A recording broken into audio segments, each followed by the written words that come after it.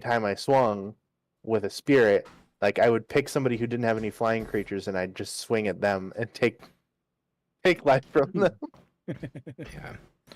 Also, do you have the? I texted and called Patrick, and I didn't get a response. So Okay. I don't know if you wanna how you want to handle that, but let's give him another 4 minutes and then get rolling. Okay. sure. Yeah. I think I am broadcasting, and you'll notice that I have a new template that I've created. I have 2 templates, one when we're just talking and one where it's... this is the template for battle map. Mm-hmm. And so I can control this on its own. And so this is its own... This is the observer user. So I set it up so basically OBS is logging in as a player and can see the map. That's not my character. What's not your character? Is our thing misaligned? Oh my gosh, that's your other campfire. That's not me. That's not That's you. You don't want that man here. He's a menace. This is Fuji Tech. Yeah, that's the only thing. So being that I'm like logging in based on my Discord, so basically the server doesn't have an add-on. My user has an add-on that reads other people that are in the chat, but being that that's you, I can only have one picture of you at a time. I was gonna say you don't want that man here. He'll do some bad things. You are Lothar. Thank goodness I organize these, and it makes it so easy. In our last session, Jake, I pulled a merchant over the counter, like by his collar, just rolled a nat 20 intimidation. Get over here. Listen here. Just take all the money everywhere. I don't care. Then we shook him down real hard. I want 15% off, not a single percent less. A little shoemaker. It's like, where do these maps come from? Little gnome shoemaker, a little cobbler. It's like, I found them on the street, I swear. They were just there, and I... Give us your money. Sounds fishy. Open up the cash register. Ah, I see. I found some gold. Tell us about this. This is evidence now. Jumps on the counter. Swear to me. When would happen? Damon, I had him do a medicine check with the arrows popping out of his chest, and he rolled like a 3, and I'm like, yeah, you found the source of the problem. You pulled the arrows out of his chest. He's allergic to arrows. You understand what's killing him. It's the arrows out of his chest. So I removed them. I still loved that the last session I had an arrow sticking out of my chest, but it wasn't even in my chest, it was in the armor.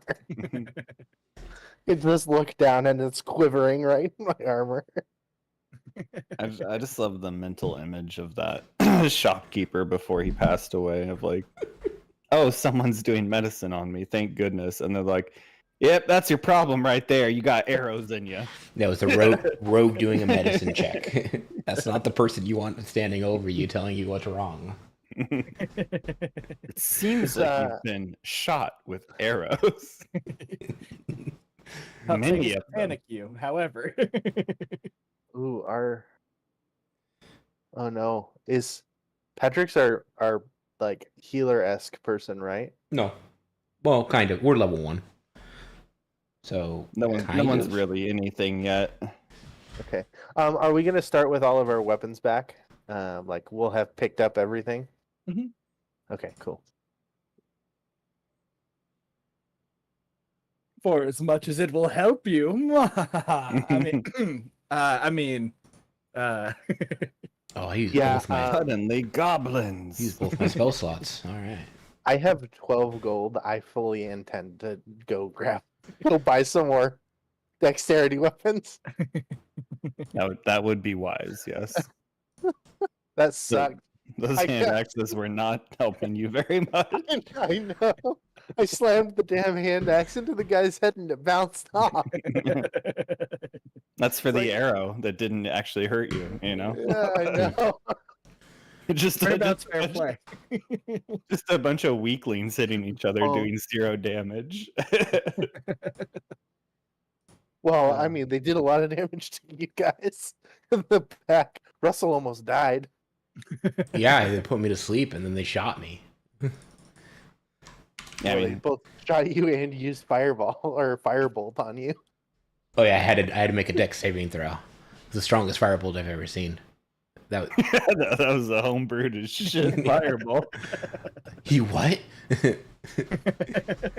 Yeah, when you were like firebolt, make a dex saving throw. I was like, do you mean fireball? Because I think we're dead. I was very scared. He's like, he looks a little weak, but he channels something. It's like, oh no. He's putting his life force into this cast. He's about to spirit bomb us. Upcast with his soul.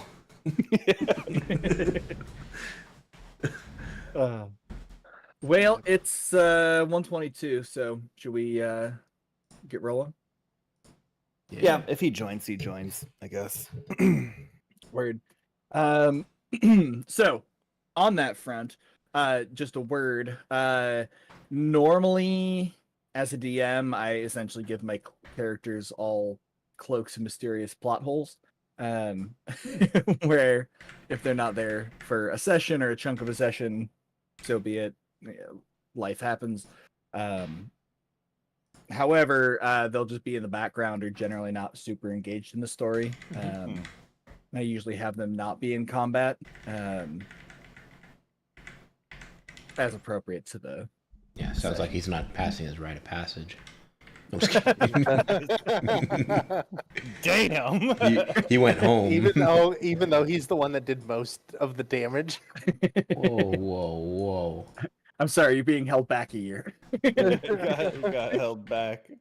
Bummer. He freaking did most of the damage, climbed up the freaking wall. Oh, he did climb up the wall, didn't he? Yeah, he's the one did. that's like, hey, I see. He was I the found the first one blood. up the wall. Yeah, he was like, "Come on, follow me," and then he ran off. He did say that he ran off without us, though. He It's said he true, just he he just did. pursued without us, so that could be your little mysterious. He disappears into the night and got lost. Yeah, we'll pick up there. So the last thing we left off with was y'all fighting a bunch of goblins. On top of this,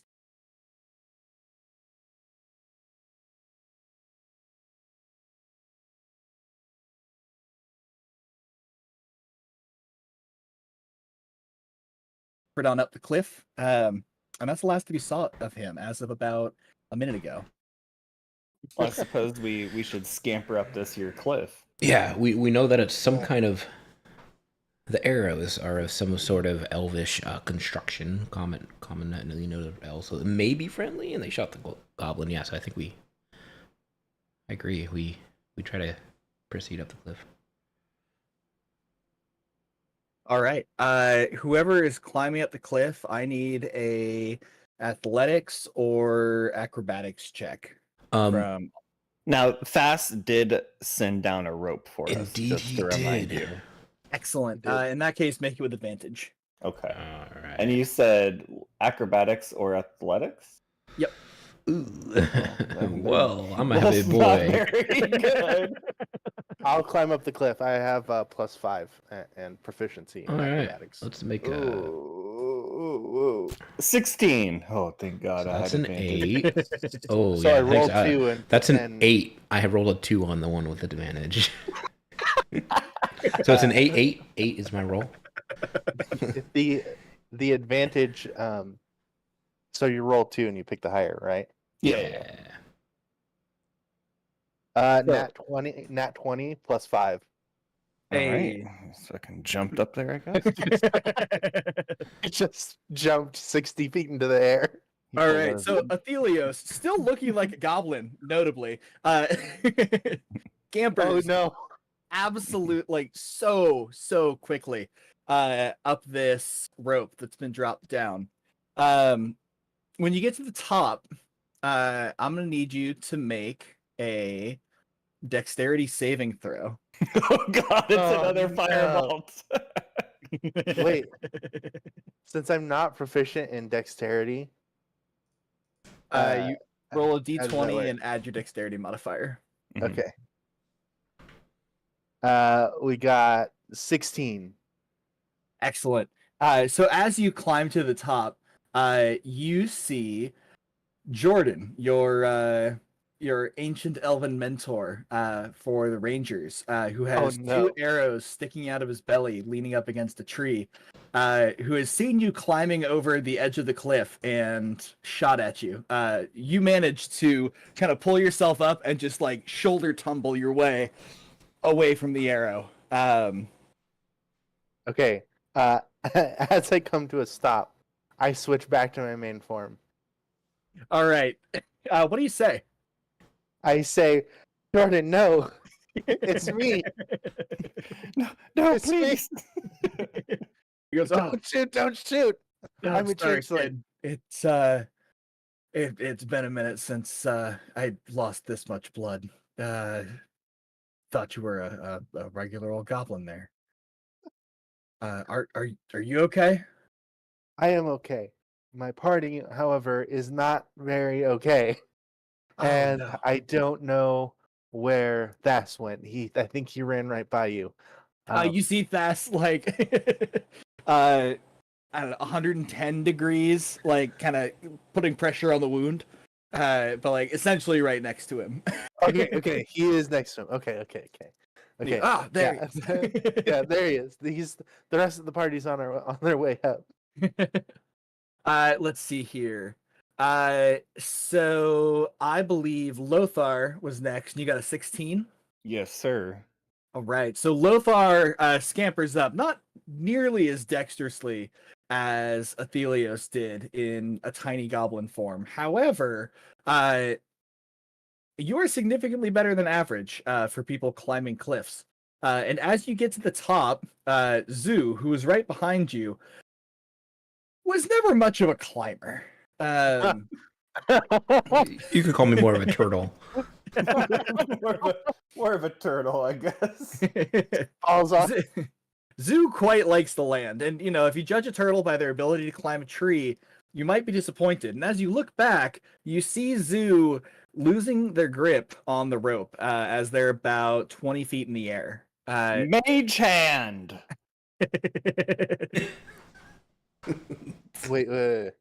Oh, mage hand is only 10 pounds. My bad. That's why I was laughing. I'm like, yeah, you touch me. You use mage hand to clamp his hands onto the rope, Give him a little nudge off. and then you and I grab the rope and start pulling it up with him on it. Let's see here. Zoo, I'm gonna need you to make either a strength or a dexterity saving throw. Oh man. Well, believe it or not, I'm actually proficient in dex saving throws. So, well, I roll a You 7. think that? Uh-oh. All right. In that case, Lothar, I need you to do one of 2 things for me, and you can pick. Yeah. You either need to make a strength saving throw with disadvantage or 2 dexterity saving throws. You're essentially trying to catch Zoo right now. It's gotta be dex saving throws. All right. My first one is a 18. Oh wow. All right. So you reach down, seeing him slip, and kind of grab him by the scruff of the tunic. But your fingers begin to slip, and you are struggling to hold on as you keep him My 389-pound self. And then a 17 on the second. with a titanic amount of effort. Lothar, the wizard. Not even our paladin. Our paladin's watching this all happen. One arm, half deadlift. This giant turtle, keeping him on the line while just white knuckling with the other hand. Straight up Captain America-ing with all of the mighty thews of Diary of a Lonely Kid or whatever the fuck.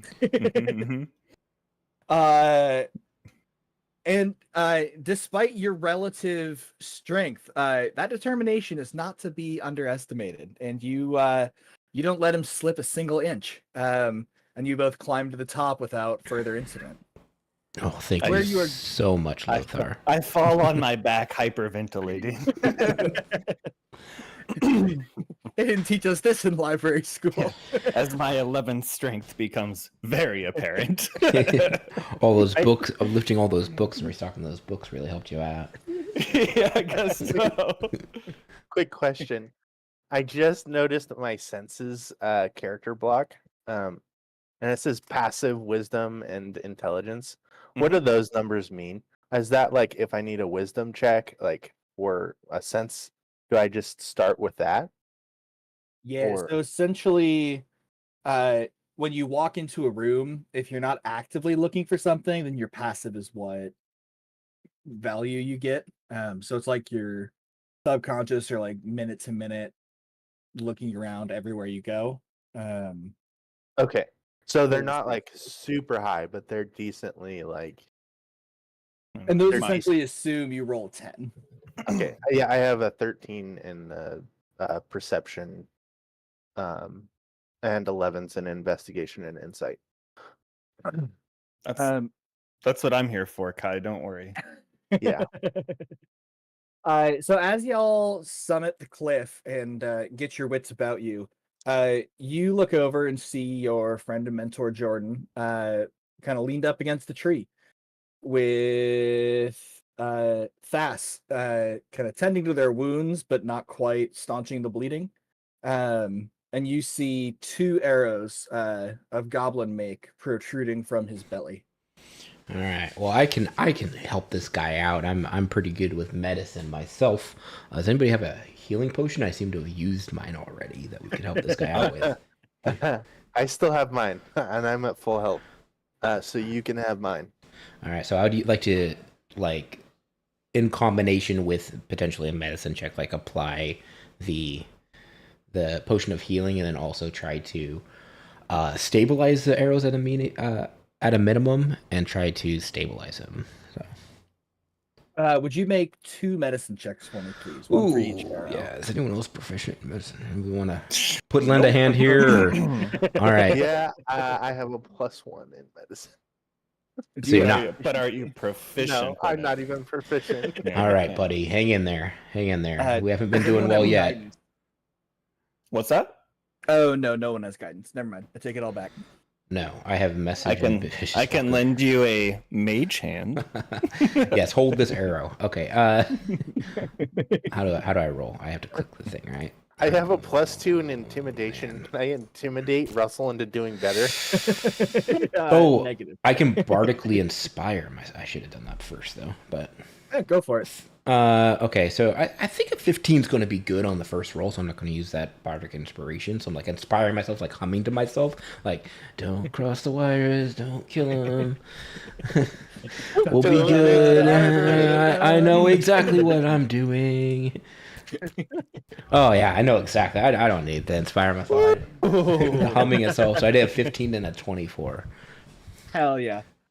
So you wander up to Jordan, your ranger mentor for the last several years. And Jordan has taught y'all first aid on several occasions, just from baseline, like how to get a splinter out and keep from getting infected, to how to set a bone, to how to remove arrows. And this is something that you've always seemed to have a pretty natural knack for. Not necessarily something you have a ton of experience with, but you've taken these lessons to heart over the last several years. So as you wander up to him, you kind of nod, and he kind of nods back to you, and you go, "All right, you ready?" And he goes, "Yeah." You go, "You told me this is gonna suck, and well, I think this is gonna suck." And he goes, "Yep." And he kind of takes his shirt and bunches it up in his mouth, and you put your hand on his shoulder, and you can see him kind of through his nostrils go, and you go, "All right, 1, 2," and yoink the first arrow, and you see him grimace in pain, and hand him a this tiny vial of healing potion. And he takes a sip, and there's a little bit more blood than there was for a second, but the wound left by the arrow stitches itself closed as he drinks about half the healing potion. The other one is lodged much deeper, but like I said, you have a knack for this, and it's not something that you've necessarily studied super in depth, but you're definitely way better at performing medicine than your average individual. And the same thing happens. He braces himself for it, and you very quickly pull this arrow out of him. If it were anywhere but his belly, you may want to push it through, snip off the head, and pull it back through. But given how vital these organs are, you don't know that that would be a better option. And he takes that last half of a health potion, and he's still pretty pale. He's not completely steady on his feet, but you can tell that he's not actively dying anymore. Nice. That's what I'm Yeah. going for. In this party. And he kind of nods to you. It was, good work, kid. You must have had a hell of a teacher. I am going to suggest that we abandon our quest for the sword, and escort Jordan back to the town, because a life is more important than the mission that, or than the what did we call it? The proving or the trial. Yeah, saving Jordan's life is more important than finishing the trial. Hey, Mr. And Jordan. Jordan kind of stands up and comes over and claps you on the shoulder and goes, "Hey, you know, kid, this forest has tried to kill me more times than you can shake a stick at. And you can shake a stick at a lot of times the metaphor gets away from me. And what I'm trying to tell you, kid, is, well, yeah, I guess I am getting old, and I mean, I wouldn't say no to y'all walking me back to the road.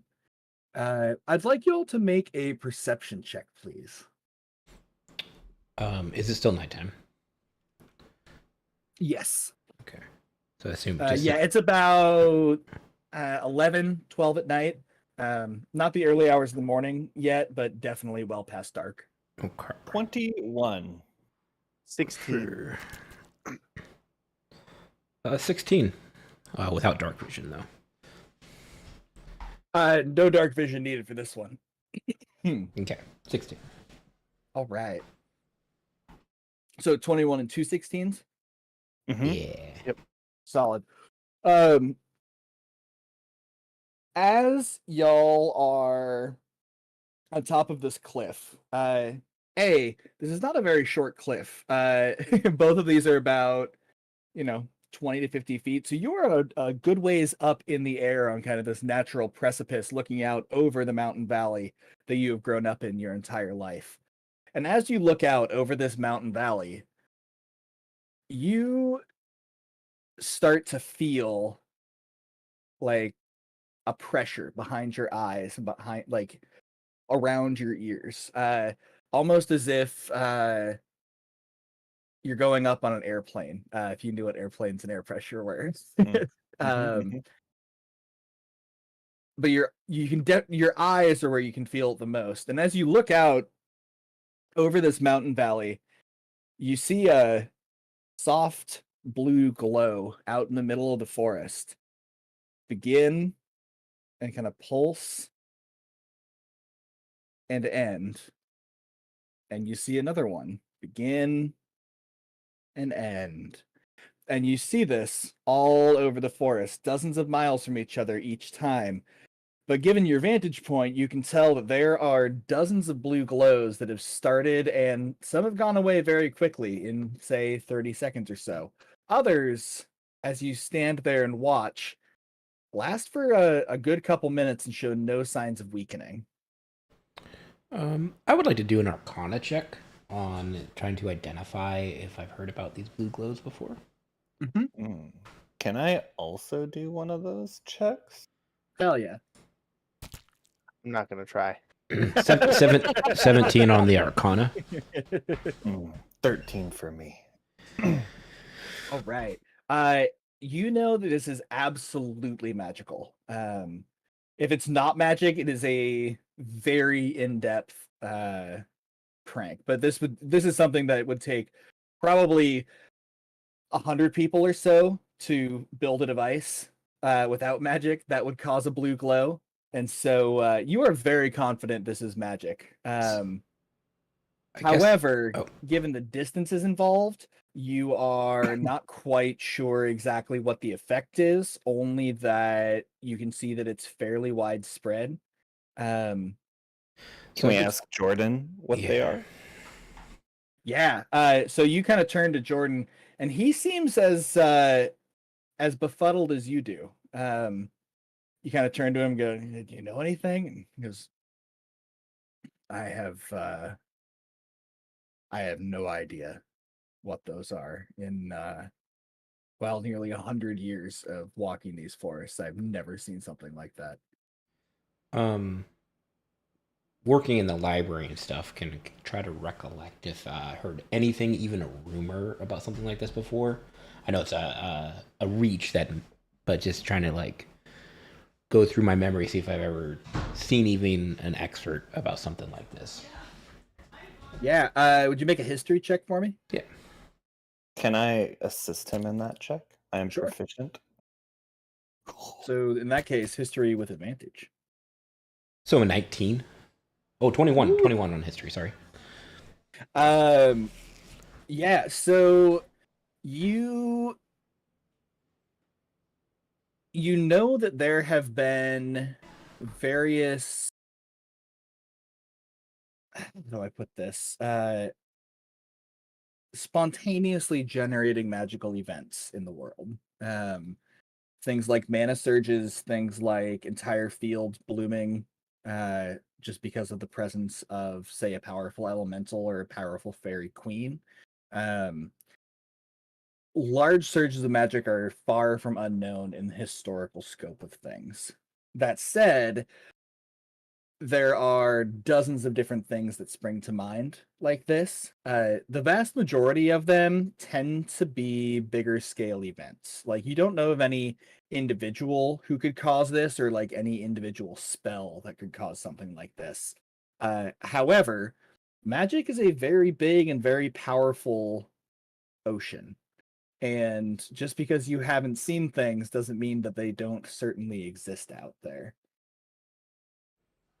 And that's about as far as you Yeah. can figure right now. That's fine. And I was just, yeah. Yeah. Well, that is what we know. I'm assuming Lothar and I were like talking and stuff, and then I share this with Athelios, our a recollection of what we've read and put together. But yeah, so And okay. Jordan kind of nods as you're talking, but you can tell that while these woods are his home and his demps, for lack of a better term, he is not a strongly magical person. He can hunt a bear better than the four of you put together. He also casts very limited magic, and most of that is stuff like prestidigitation, just from his elven heritage. Cool. So he is as befuddled as all y'all. How close is the closest was or is the closest blue glow to us? It is about halfway between you and the eastern checkpoint, that eastern meadow that they had originally tasked you with checking. Eastern Meadow. Mm-hmm. Let me see if I have a screenshot of that I can upload. Into Albert.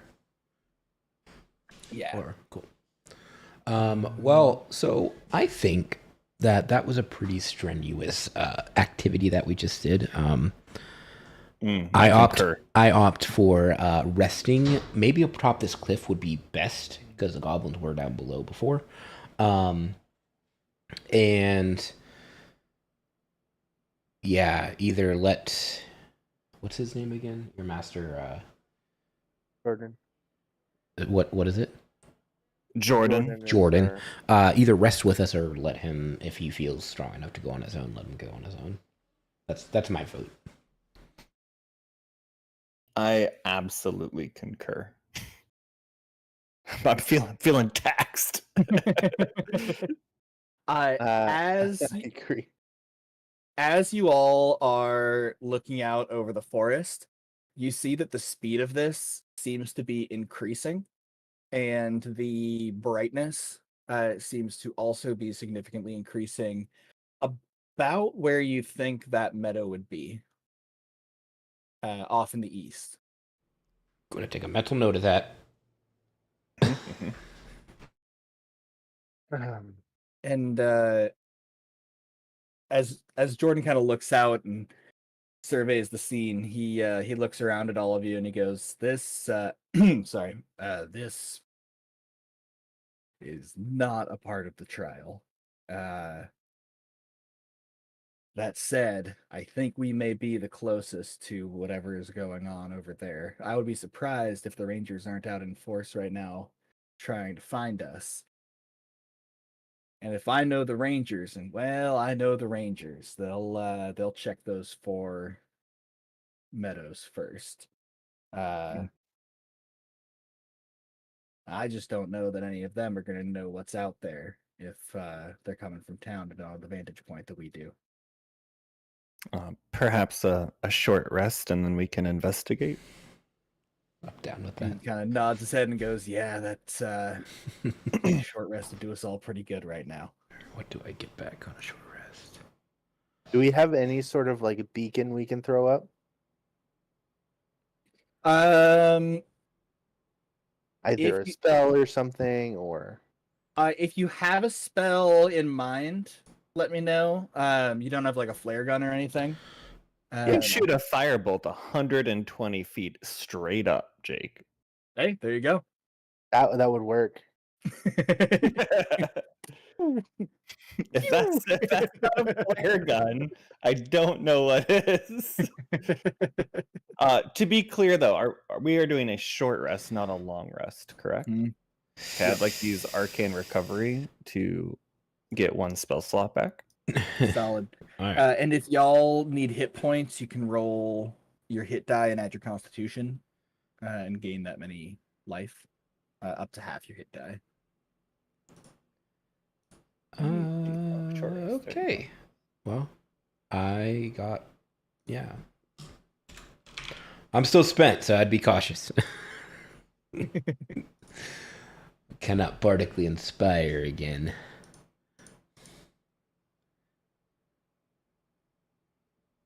It did not. I didn't lose change anything. My hit.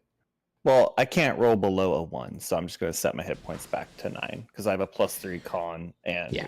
I can't roll less than 1. That's where I'm at too. I'm like, well, I'm at 8 out of 10, and my con is +2, so that means we're good. Yeah.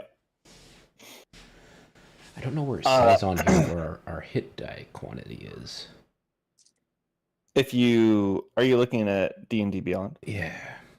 If you do short rest at the top, Yeah, Cool. it'll tell you what your hit dice should be. Cool. then you can mark it off there too. Well, I certainly feel better. I could do a couple things, but I'm tapped on. If we get into any real danger, you're just getting medicine checks. Just letting you know. Do you have any ranged weaponry? Me? Yeah. Yeah. I can mock people viciously. Okay. you wouldn't need to borrow like a crossbow or anything, right? No, I would not. Well, I would not use it, but no, I'm good. Okay, just checking.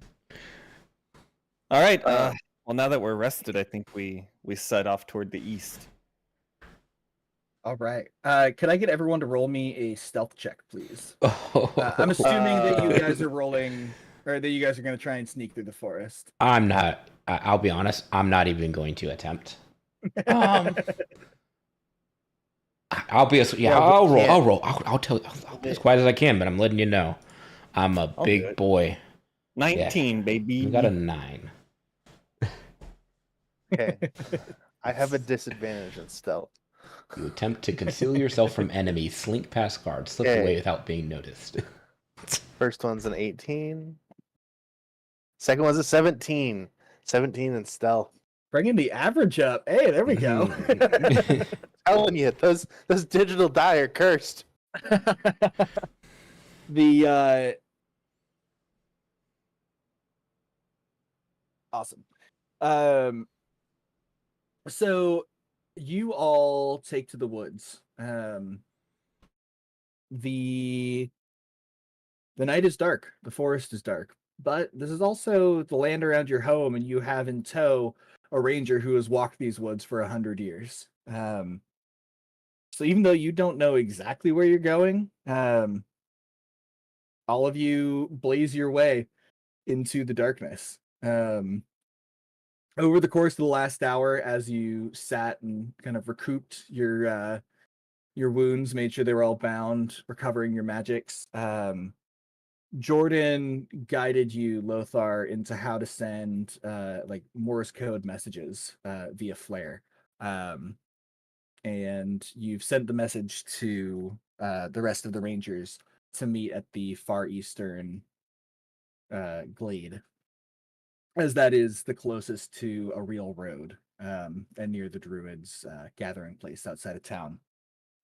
I could just see, I could see Lothar just hucking fireballs like. No, you have to make this next one a long firebolt. You shoot them at different distances. Yeah, 100 feet is the short, and then 120 feet is the long. Yeah, You got it's an different apprentice heights. over on the tower, like with a protractor, like, hell, it was 11 degrees. I don't know. Count it as a long. Oh man, yeah, it's like a clock. Each degree is a different letter. So you all strike off into the woods, and despite your lack of stealthiness as a group, shall we say, you manage to make pretty good time and don't attract the attention of any creatures in the woods. Hell. As you travel across the woods, though, every once in a while, you think where the blue glow had been, you find mana burned into the trees, into the land, into rocks, into whatever was nearby when the blue glow started. The first time you encounter this, the only thing you encounter is glowing blue veins on a tree. Seems like the tree was where the blue glow landed, or started, or appeared. You're not quite sure. Those veins in the tree kind of pulsate with energy, and I'd like y'all to make me an Arcana check Oh, I'd as love you to. examine this tree. And to be clear, you're about halfway between the cliff and the glade that you were originally planning to travel to. Yeah, that'll be a 5. I got a 12. On a 5, that sure is some magic shit. I'll let On a everyone know 12, on a 12, the this looks like magic was not channeled correctly. This is something that is extremely dangerous, where magic is leaked into the regular material world. Not that magic isn't a part of the material world, but you still have to call it forth. You have to tap into the source of magic. It's not supposed to linger like this, and it's not supposed to be used in ways, at least how both of you have been trained, it's not supposed to be used in ways that will scar the fabric of reality like this.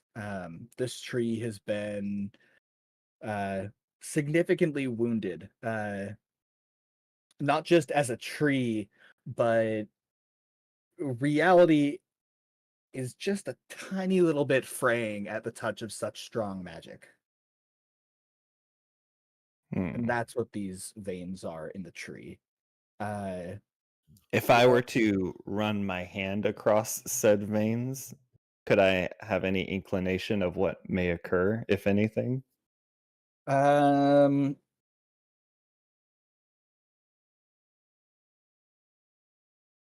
With a 12, I'll give you that this is the magical equivalent of cooling lava. Mm. Okay, I'm going to ask: are there any loose branches scarred by the magic? Like They're big not. enough? Like okay. It essentially kind of like clipped the trunk, so it's about 8 feet high. Um, although it looks like that wasn't the full height of it necessarily, like it burned into the tree, but at a circular enough angle that you think that it went higher than this. Can I tap at one of the veins with like the bottom of my staff Mm-hmm. to see how it interacts? Yeah, you lose about a half inch on the bottom of your staff as it's burned away on contact. Hmm. Um, Is there anything we can pick up that has this magical trace on it? um, I mean, the ground is scarred. Like the earth itself is kind of glowing blue in each of the individual like dirt granules that makes up the packed ground.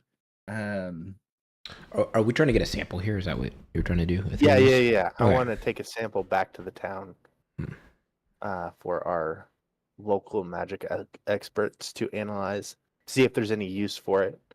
Because since we haven't come across this Can before. I would like to try two things in succession, if I may. Mhm. I would like to cast Prestidigitation to see if I can cool the mana burn. Mhm. Um, as you cast it,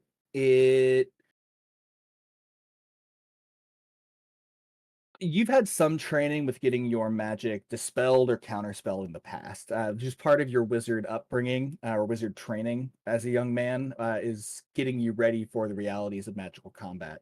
Um, as you cast your prestidigitation spell on it, it's not so much that this is explicitly counterspelled or explicitly dispelled. Because those are spells created by people with an explicit goal. However, both of those are a higher level magic than what you can currently wield. And the way that those spells bite into the constructs that you make when you experienced your spells being countered is a very similar feeling where even though this is not actively dispelling it or actively counterspelling it, it's a potent enough byproduct that it eats away at the fabric of the construct that you try to make. Mm. I'm gonna. My second thing I would like to do is cast a firebolt straight up into the air. Yeah, you do so. And with a little bit of guidance from Jordan, you can send a very brief message or a very brief, like, general command to the Rangers. Um, Basically just an update on the position that we're at, but mostly it was to see if I could cast a spell in this area. To be Yeah. perfectly honest. Yeah, you can definitely cast it. It's in the back of your head, you get the feeling of like this is like having a rare earth magnet in a data center. It's not intrinsically going to break anything, but if you're not super careful about what you bring close to what, Mhm. that's where things could get a little dodgy. Okay. Okay. Um, But you managed to send out the message of like essentially, hey, location, time, who's with Mhm. us. I am going to attempt two things. Mhm. One is I'm going to touch one of the patches of magic on in the dirt with Mhm. the blade of my hand axe. Yeah. Uh, you um yeah, tell me more about that action. That action is in digging, like a digging motion with the hand axe, um, to see one if my hand axe will withstand the magical forces, um, being metal instead of wood, um, and two to see if I can actually pile this magical stuff up, um, in a heap. So you go down with your hand axe to kind of try and scrape away at some of the dirt that was left, scoured by this effect.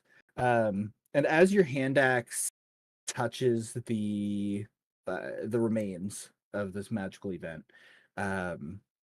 you see the edge not bubble, but have you ever seen like a super cold uh element sublimate where it just immediately goes from It a starts solid to, to a yeah, gas? yeah, it starts Um to turn into a the mist. Yeah, the very edge where it touches the magic uh immediately mystifies. There's no heat, there's no cold, but the reality of your hand axe is not enough to overcome the magical potency in these traces. Okay, so basically, it doesn't do anything. The You have a ground really solid remains. imprint of where it dug into the ground now carved into the side of your axe. Okay. Okay. Um, and as you all kind of stand there examining it, it begins to fade. And to be clear, it's been fading since you arrived. This is something where you don't think this is one of the initial pulses that you saw from the cliff. The pulses have been going on this entire time, although they seem to be slowing down. But this is one that you don't think is particularly old. Okay. So the magic seems to fade fairly quickly. Mhm. Um, In and this we're instance, not at least, you've seen other we're ones not that were more sustained. we're not to the clearing yet, are we? Not yet, but Okay. you are fairly close. Probably another hour of travel. I am going to suggest we continue moving forward, um, and that it may not be safe to stay in one place for too long. Um, yeah. What do the rest of you think? Yeah, sounds good. I am fine with that. Yes. You resume your travels. You travel without torch. Those of you without dark vision, keeping a hand on the shoulder of the person in front of you who does. Traveling throughout these woods. You've always known that the woods are not quiet at night. No forest truly is. These ones in particular, though, with such a strong affinity for magic, with so much magic metal in the hills up north, with the magic trees both in town and near where the elves are. Uh, these forests have many powerful creatures who don't shy away from crashing about as needed. Um, and even now, you can hear some of the things dwelling in the forest zipping around as they aren't quite sure what to make of this either. However, because all the forest creatures are on edge, they're also not really looking for a meal. They're more looking to get stable footing before they try and eat something again. Uh, so throughout your journey, you have to duck your head down a few times, hide behind rocks, but overall proceed without getting attacked by anything out in the Um, woods. So I am going to say that upon hearing one of these creatures zip by, I am going to call out in Sylvan and ask if anyone is there, or say a greeting in Sylvan to see if there are any Fae nearby. how loudly are you calling out? Um, not just in talking voice. Not a shout. I don't want to fully give away our position. Well, I mean, I guess it doesn't really matter because we threw up a fireball not too long ago. Um, It's like but been half an hour or so. yeah, I'm going to call out in a talking voice or a little over a talking voice in Sylvan to see if Fae are nearby and if they could lend us a hand. You don't get any response. Okay. So then we continue on. Mhm. As you approach the clearing, Jordan kind of pulls you all towards a huddle, and goes, "All right, there's a couple details all of you need to know.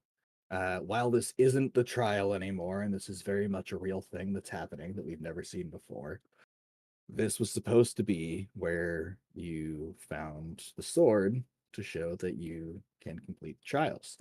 Uh, there are ruins in this clearing up ahead that are older than the town. They're older than the cities. They're older than the capital. These are fundamentally ancient ruins, and they have never done anything, but we know that they used to channel powerful magic and try and keep people away. So only adults in the town who have passed the trials know that these even exist. And all of you are expected, upon pain of death, to keep them secret because we can't have people poking around them." And he kind of looks over and sees like blue traces around the ruins, and he goes, "I don't know what's going on in there. We need to find something out. I am just about out of gas. I can take care of myself here, but I need you four to go in there and see what's happening.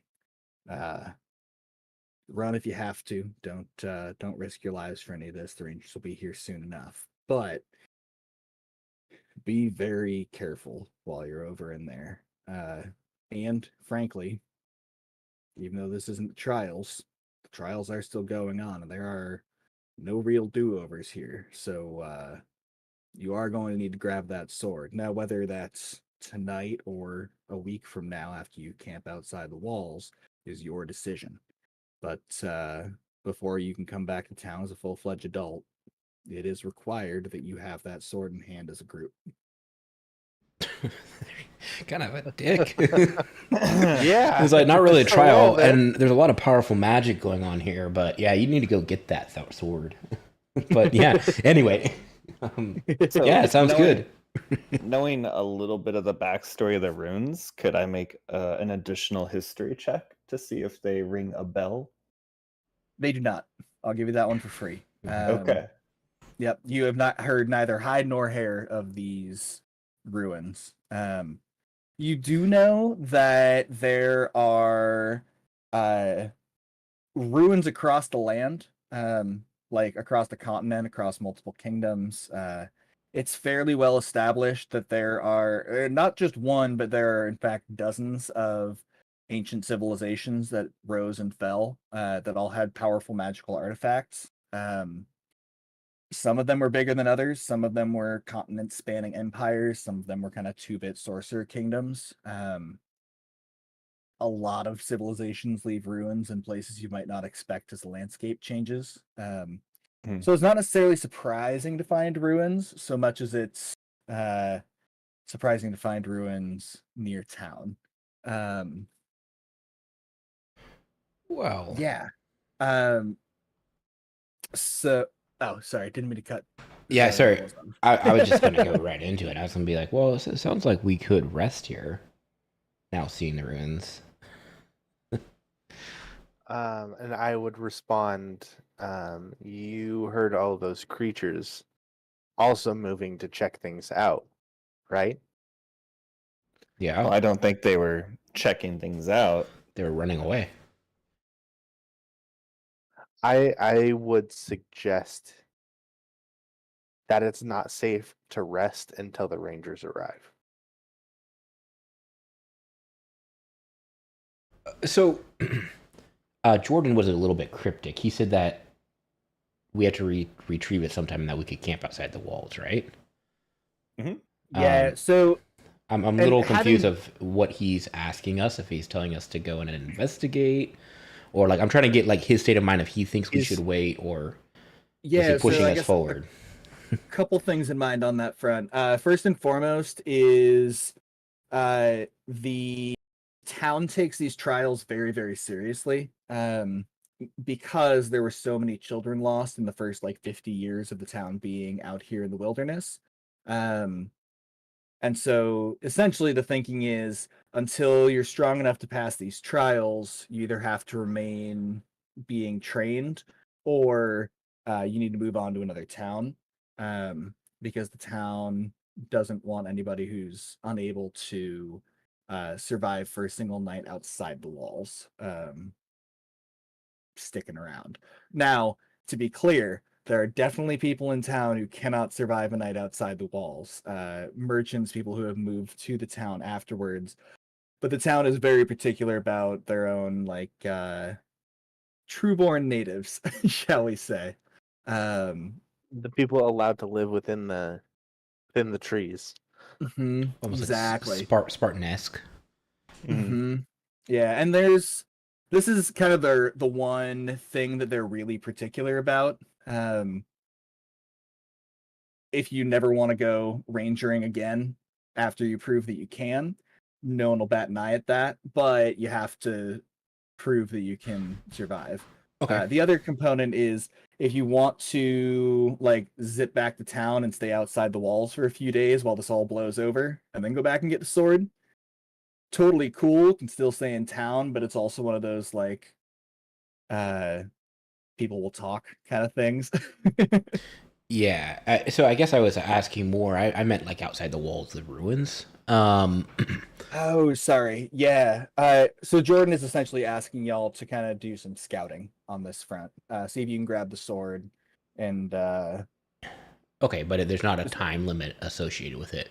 Only the Right. inherent kind of like happenings that are going on with these mana surges or whatever they are that we have not thoroughly identified, but these mysterious magical happenings. But I'm just, yeah, cool. Okay. and I'll also mention the pressure behind your eyes as this is all happening had kind of faded away after you saw things for the first time from the ridge. Getting closer to this ruin and seeing it glow, the closer you get, it feels like that pressure is intensifying. It's not painful, it's not changing your vision, but it's something you are extremely aware of. It's like the basal rumble of a gigantic piece of machinery or a gigantic truck that's thousands of miles away, but big enough to still be felt. Like the roar of Autzen Stadium. Yeah. Like you may not be able to see it, but you can absolutely Yeah. feel it. Yeah. So I are there any trees tall enough to look over the ruins? Yeah. You've got a few of them. These 5 are all not old growth, but you know, a solid 120, 130 feet tall. The ruins themselves are about 25 feet tall with kind of peaks of the roof going up to 35 or 40 feet.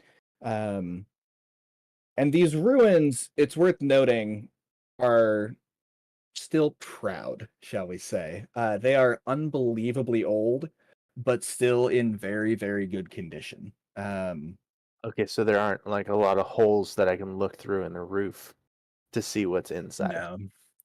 There are a few windows that have fallen out over the decades. Well, not decades, over the centuries. Specifically, there's one in the top left room and one in the top right room. This window and this window have both fallen out. Okay. And there are doors. Doors here on the very bottom and here on the very top. Which you can kind of get a feeling for as you walk around the glade. This is, in fact, in the middle of a fairly large glade. Okay, and those goblin markers, they aren't actually outside. Those are just there so you can Oh, pop those are them in if need absolutely be. real goblins.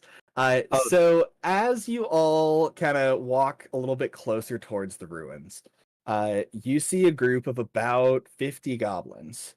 This right here is about 12. You see a group of about 50 goblins that are sprinting towards the forest line opposite the glade of you.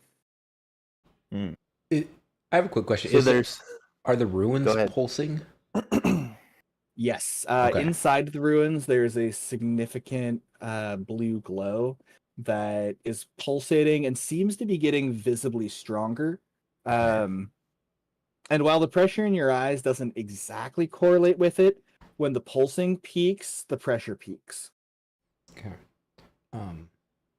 Go ahead, Aetherius. I have something else I'd like to do, but go ahead. Okay, so just to be clear, these goblins, plus about 40 more, are sprinting away from the ruins Mhm. into the tree line. Yep. Okay. Worth noting, significantly more goblins than y'all can handle. I'll just give you that one for free. No, I wasn't going to try to attack them. Is there We like need to warn the rangers when they get here of the heavy goblin presence in the area. Or if you guys think it's a good idea, we can send up a message. It's a risk. I don't know if the goblins would turn around and attack us, being as scared as they are. I would like to use the message cantrip at what I think is a leader. And whisper to that goblin, "Why are we running?" To try to get some insight into the happenings of why they're running. You see, well, make a perception check for me, because this is across a big old glade. Ooh, can I assist him in perception? Sure. I do so with my elven eyes. Excellent. 16. All right. With a 16, you do see one goblin that is bigger than usual, who has a blue spark in his eyes. The blue is a different color in each of them. One is a dark blue and one is a light blue. And to be clear, the glow is a different blue color, not his eyes themselves. Oh, And you see Patrick's calling me. I'm gonna go on mute for a a second. Yeah. So I guess I'll try to message. So the message spell, it doesn't say that they would know that I'm messaging them. They hear a voice in their ear and they can respond back in a whisper. I speak Goblin. So the intent here is they're all running together and I'm just kind of doing it, trying to portray it, and hopefully they'll think that it's somebody next to them running next to them. Where it's like asking, "Why are we running?" And they would whisper back why they're running, but it would actually be to me, not to the person. I would intercept the message. So it's just how the message spell works. But yeah, that's my intent, is kind of just a pack of goblins running, somebody whispered to you, "Why are we running?" and they reply back, and I just got information. That's the intent. Perfect. Yeah, I'm here for it. I am going to wait until Doug's back just to make sure we're all looped in there. But yeah.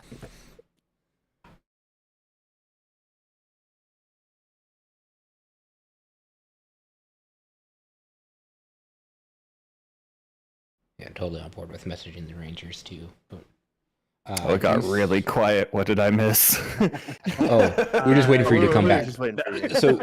So what I'm doing is I'm seeing a pack of the goblins and I'm using this message cantrip, which allows me to whisper into a specific creature's ear and they can whisper back to me, under the guise of them thinking that it's a goblin next to them asking them a question, and intercepting the information. So that's what's happening. He hasn't described what happened yet. And then also, as you heard, Athalia's proposed that we message the Rangers about goblins in the area. Yeah. Okay. Cool. Patrick said he'll be on in like 15-ish. Perfect. Okay. So what happened with the goblin? Sorry. message is 25 words? Is that right? Yeah, but it's going to be significantly less. It's just generic. Why are we running? That's all it is. I'm not sure if there's a limit, but I think it's a short enough. It's a short message. Oh yeah, I guess if their reply is longer than that, but yeah. You hear back in your ear in what I'm going to describe as frantic goblin energy. You hear back, the flowers in your eyeballs, the flowers, they're trying to kill us. Over and Okay. over and over again. All right. Well, They there are flowers that are trying to kill them that are in their eyes. Or something. So I try to decipher this best I can, and I repeat back to them in the kind of sing-songy voice again. It's like, this is exactly what to say. I don't know what it means, but I'm guessing that there's some kind of magical flower. I don't know. Hmm. um uh hmm. It seems like they've gone mad. Or there is something supernatural uh occurring with the nature elements in this ruin. Yeah. How far away I are the windows of the ruin from where we're at? Let me grab some. Oh, do you guys mind re-uploading tokens? That's fine. How do we? So we have to put the token down on the board, right? Yeah. To do that. It's, I think there's a Why can't I place a token? upload token button. Images, maybe. Wait, why can't I place a token? Second. Maps, props, mounts, characters, manage images. You can paste straight onto the map.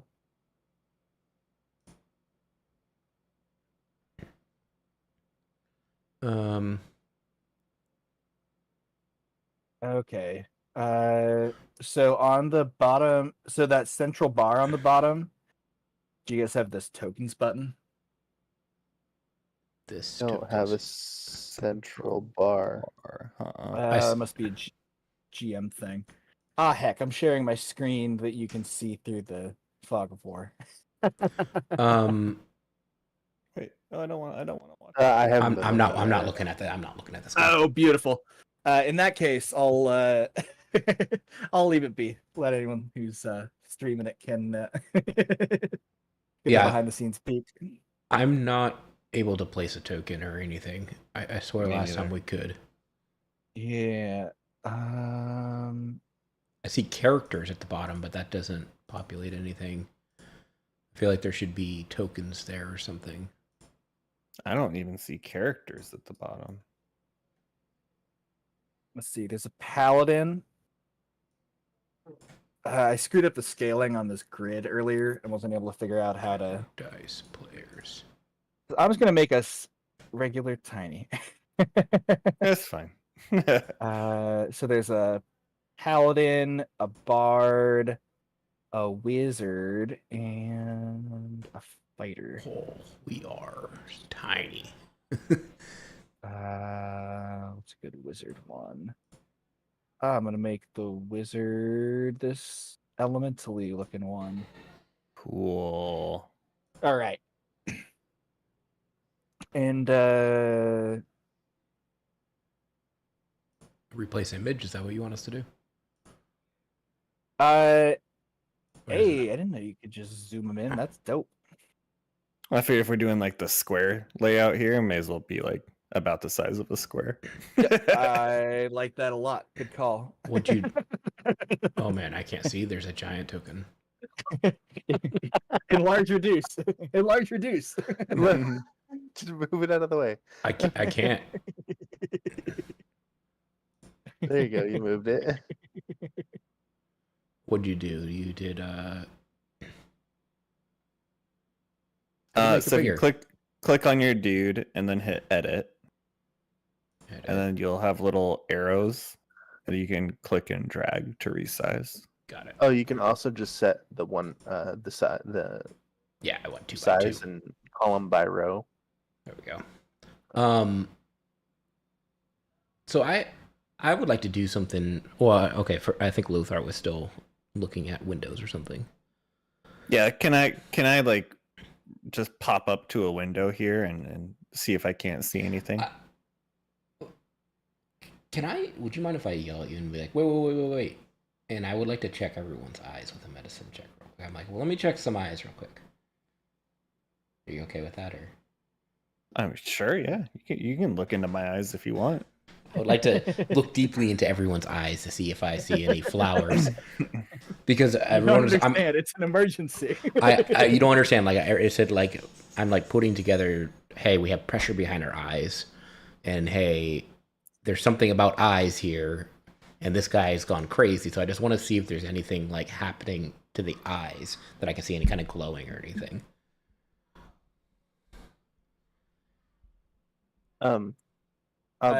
What did you roll on the medicine check? I didn't yet. I didn't. I was just seeing if I could. Can I do it? Yeah, go for it. Okay. Yeah, 13. Excellent. You don't notice any unusual glow Okay. in anybody's eyes. Okay. Okay, you're good. On a side note, your tokens are far bigger than the squares. No, we resized them to the grid squares. Yeah, there's squares outside the map and squares inside the map that I'd originally put there. The outside ones are the wrong size, but there should be some. Okay, they should be bigger. Okay, because the size that they originally were is like the 5x5, so they should be a 10-foot. Okay. Yeah, so it's supposed to be like 40-ish feet across that main room there. Mm-hmm. I think Okay. 40. 1, 2, 3, 4. Yeah. Or 40 feet wide, like 80-ish long. The social character should be a little bit bigger. I run up to the window and I look inside. You see, let's see if I can get this right and not totally fuck it up. 2.25. Fog preview. Ooh. Oh, why can't I shrink that? I'm getting glimpses. You just moved the whole thing a little bit. Yeah. Like resized it.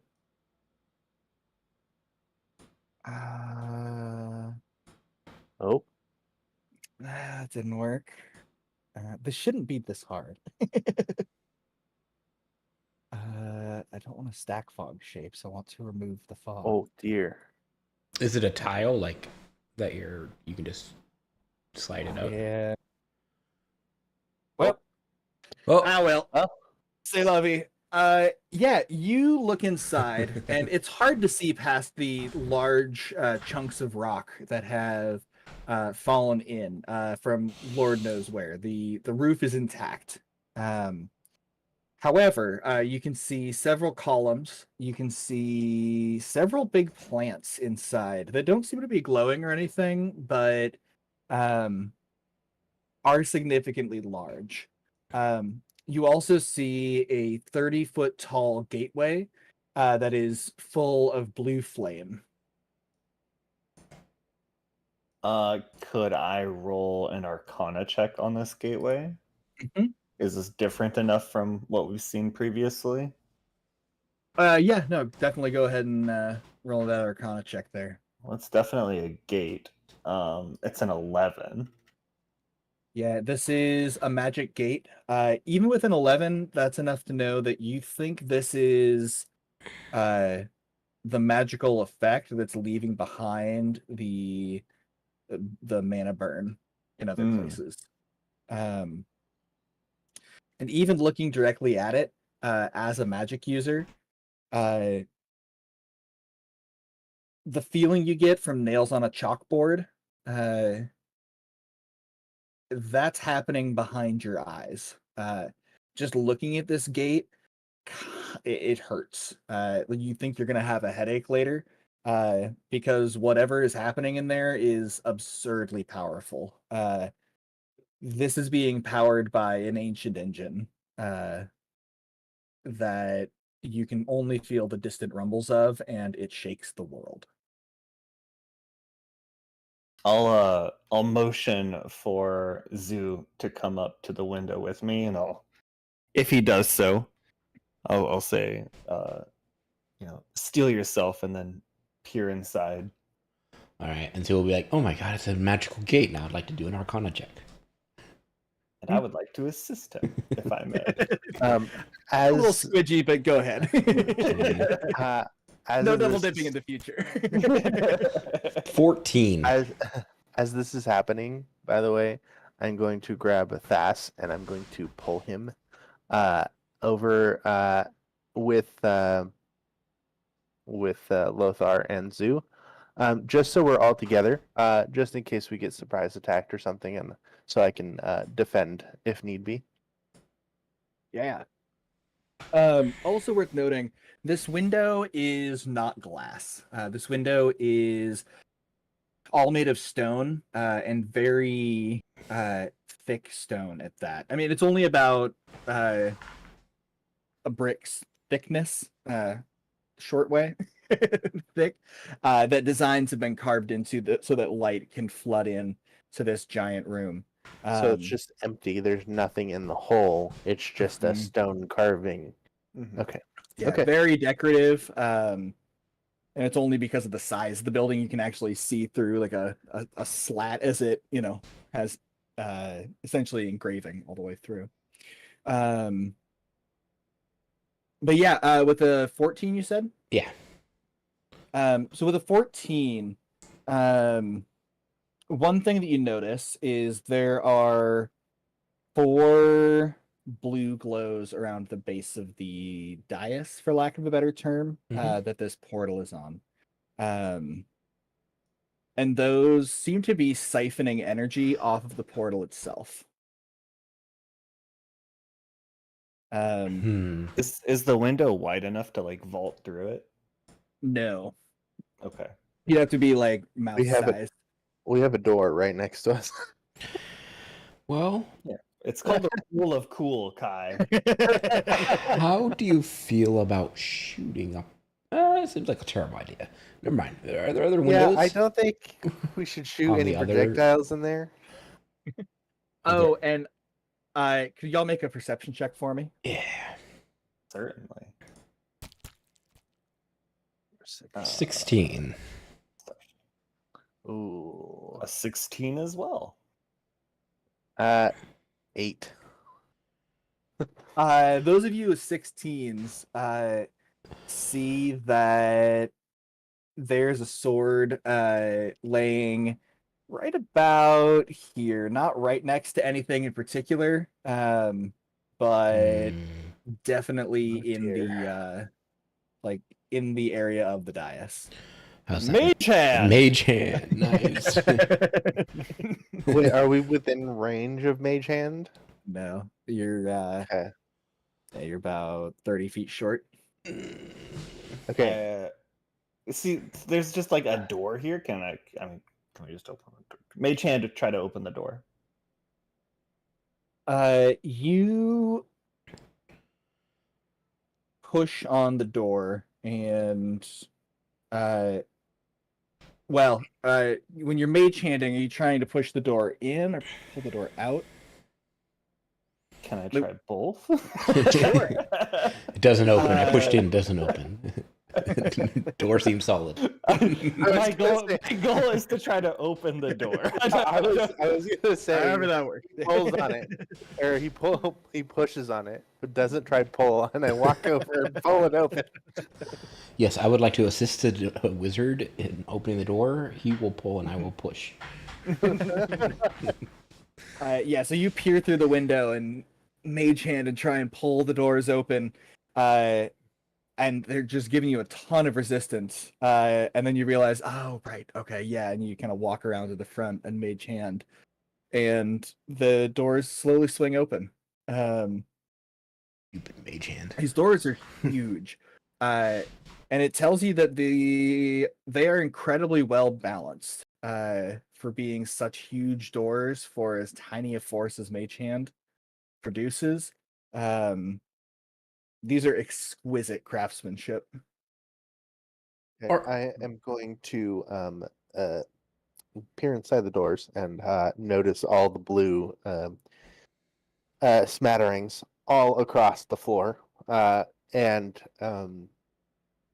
suggest that we be extremely cautious in navigating our way to the sword, because if we touch any of those blue splashes, we might end up without a toe or burned, for lack of a better word. Can I get within range of the sword for Mage Hand? You're Mage- gonna enter the building? I mean, I opened the door, right? Mhm. What's the next step is to go in. All right. I'm gonna enter next to him. I will be right next to him as we go into this doorway. I have a couple Solid. questions about the setting. So, are these specs on the floor or are they floating? These are sparks, essentially, kind of floating through the air like dust motes. Okay, so they're like dust motes. Do these light up the room? There is a soft blue glow Okay. from these. However, there's a raging fire in the Mhm. in the portal that's, significantly tall, that's outshining all these motes of light. And finally, are there doorways going out of this room into the other parts of the ruins on the left and right? Yes. Okay. There's a door here, a door here, a door here, and a door here. And do they appear open or closed? The one heading north is slightly ajar. The other three are closed. Okay. That's all I've got. Sorry, I just wanted to All good. see the scene. And is everybody walking in? No, I'm going to stay in the door. All right. As you get closer, the pressure builds and builds. Do I feel this pressure? Not being one who wields magic, or do I feel it less than Lothar? You definitely feel it less than the magic users. That said, this magic has a very distinct feeling to it. This is something that actually give me a history check. Okay. I was gonna say, does this magic feel familiar? Well, history or arcana, depending on how spicy you're feeling. Okay. So 8. An 8. What I'll tell you is two things. First and foremost, where others are feeling direct pressure on their eyes and ears, to you, it's more like, when you can kind of feel the sun, like burning your skin when it's really intense outside. It's that feeling, but with none of the heat. It's It's kind like of you're, like a tingling almost, yeah, but like I'm not feeling like an actual a burn per se. Mhm. It's just more like my skin is tingling. yeah. The other thing is the hair on the nape of your neck is standing up, and you aren't sure why. This is more of a gut instinct than anything. Um, but this is also the gut instinct that allowed you as a child to survive in the Feywild for several years. Okay, Eh, so I am going to immediately grab Lothar by the shoulder, and I am going to whisper into his ear, "Something's not right in here." And the two of you get advantage for this dexterity saving throw as a giant pulse of magic comes from the portal. Okay. 17 is my first. 7 is my second. 11. Excellent. And let's see here. Russell, I'll give you advantage on that saving throw as well, since you can kind of duck out to the side. Yeah, cool. And Patrick, I will also need a dexterity saving throw from you. We've Uh-oh. put you in a perilous position. Oh, I feel like I deserve that one. 19. Beautiful. 19? What the? Word. I'm outside. I duck to the side That's true. easily. Well, I rolled a 10. All right, well, Perfect. I beat the paladin. That's all that matters. Let's see here. Athelios, your eyes get wide as you trust your instincts and bodily grab your friend Lothar and throw yourselves behind this giant block of stone. For Thas and Zoo standing outside the doors, you see Athelios and Lothar go ass over tea kettle as they jump to the side, and as you look back up to see what on earth they're jumping from, you see a wave of magic coming towards you.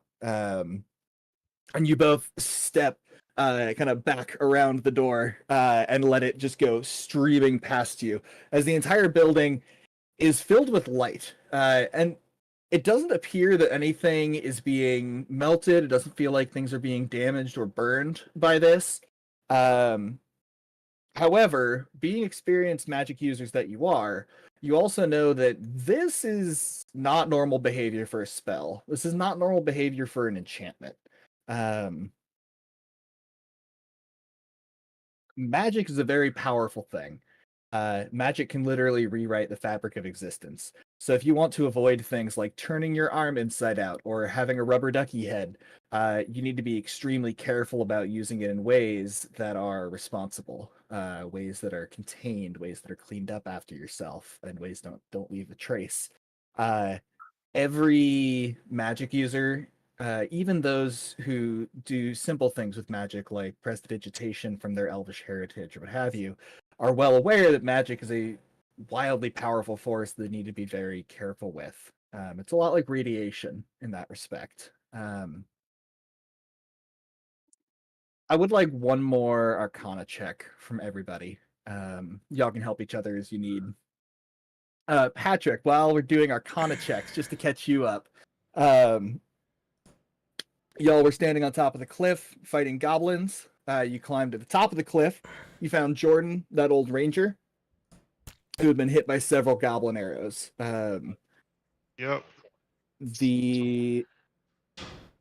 From there, you got him patched up, and as you're looking out over the forest, saw a bunch of flashes of blue, including a bigger flash of blue from this general area, and you have gone to investigate.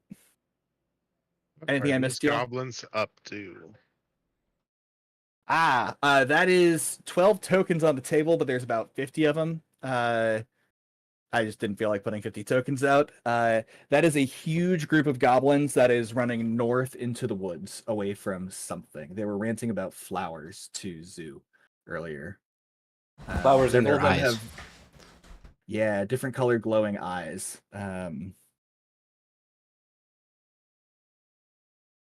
I got a 25 on my Arcana check. I got an Ooh. 11. I got an 11. And a 10. Perfect. Step aside, boys. All right. I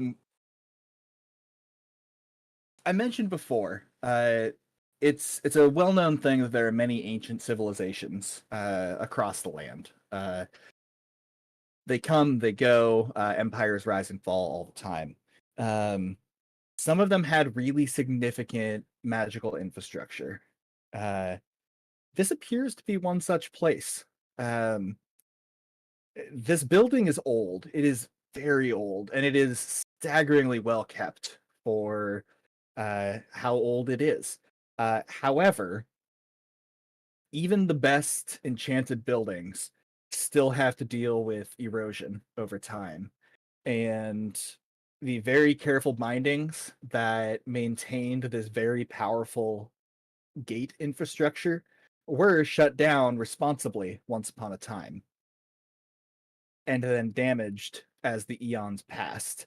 It appears that this is the equivalent of plugging a significantly overpowered generator directly into a light socket, where the magic is spilling out and powering things up that are not necessarily intended to be on. It's a magical surge like you've never quite seen.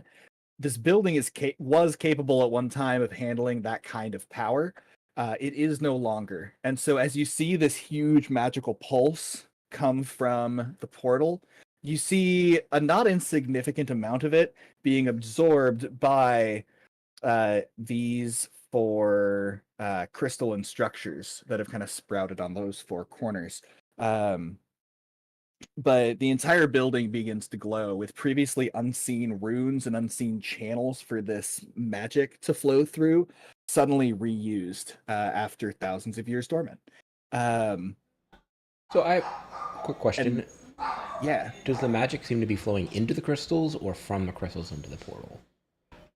It seems to be flowing from the portal, and the crystals all look like magnetic lodestones. Gotcha. Where as it flows past them, if it gets too close, it seems to get kind of pulled in. But they're not powerful enough to prevent all of it. It's also worth noting that you see some runes that you kind of recognize, or recognize enough to know that they were once upon a time, magical constructs. However, a lot of those runes have been worn down by erosion and are now dripping out liquidized magic, as they cannot hold the massive amount of power that's being pumped in here. And with a 25, this kind of power left unchecked is Chernobyl-esque. This is a regional threat. Would I be able to reconstruct said runes that are engraved and worn away? Given several years and several assistants, maybe. But there are thousands of them across the room. And you know that this facility is significantly larger than just this room. You suspect with auxiliary runes, auxiliary infrastructure. Is there a way we can determine like how close to catastrophe this is? Like, is the pulsing getting stronger? Is it getting more frequent or anything like that? You couldn't put a number to it, but you could tell that it's getting brighter, more frequent pulses. The flames kind of keep ebbing higher and higher as each pulse comes along. This is not a days and weeks problem. I would like to, if I may, move behind the smaller pillar, which I'm assuming is still large enough to shield me from a potential explosion from the portal. And assuming that I do this, I would like to mage hand open a door on the right side that's closest to me. Yeah. You push that door and it swings open into a very minorly lit room. And given the angle that you're at, you can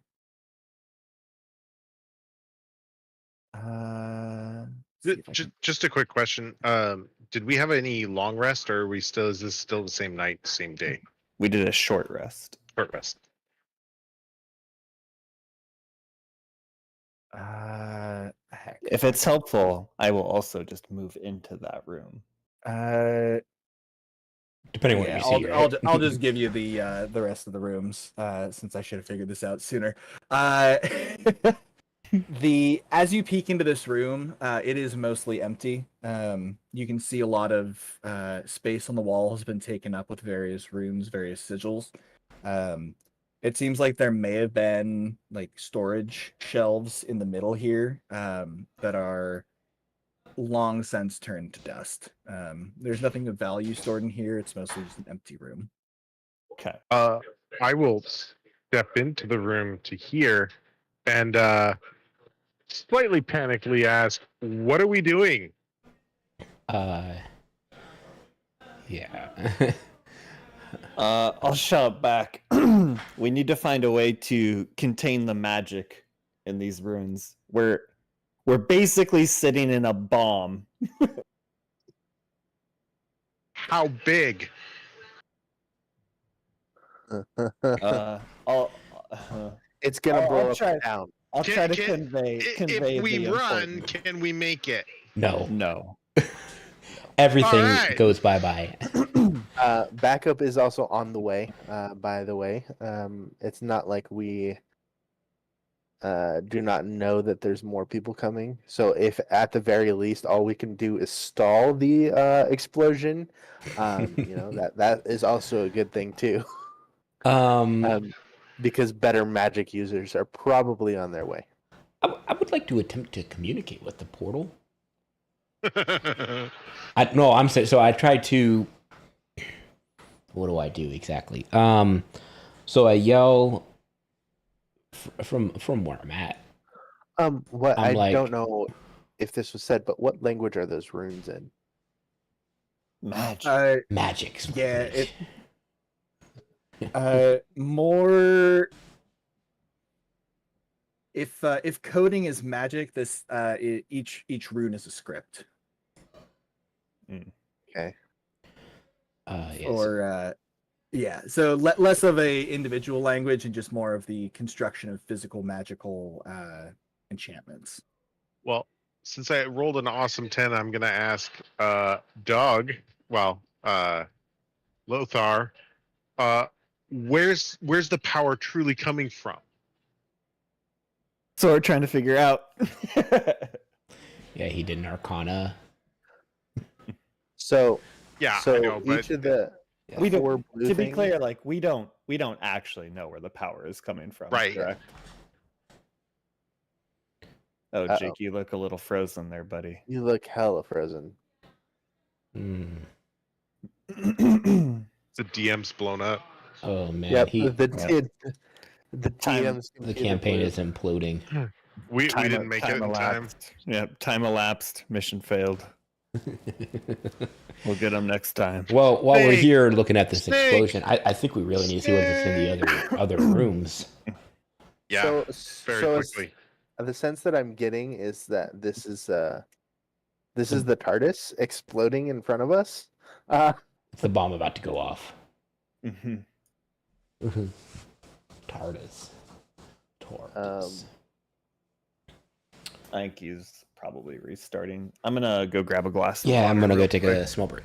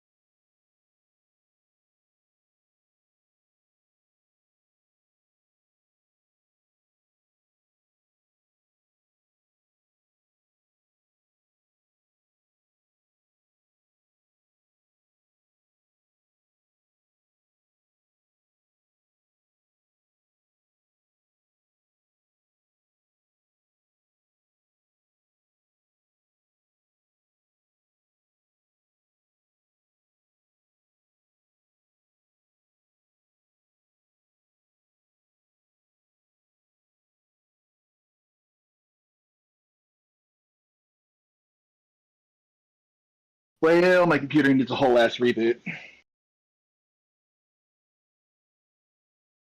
You guys hear me okay? Yep. Sometimes a whole ass reboot is better than a half-assed one. Yeah, that's the truth. This is going to be just a minute before I'm all the way back up and running. But I can tell you about what happens next while I have a smoke. Yeah, they just stepped away briefly as well. So That works out nicely.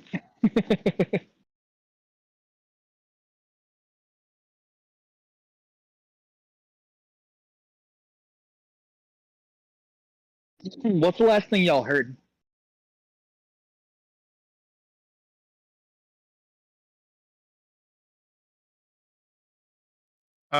so we were just asking you about whether we knew whether there was any power, and we didn't hear anything from you at that point. I don't know if you heard us say that. Whether we Yes, knew I where the did. power was coming from. Gotcha. Yeah, I can definitely answer that as folks come back.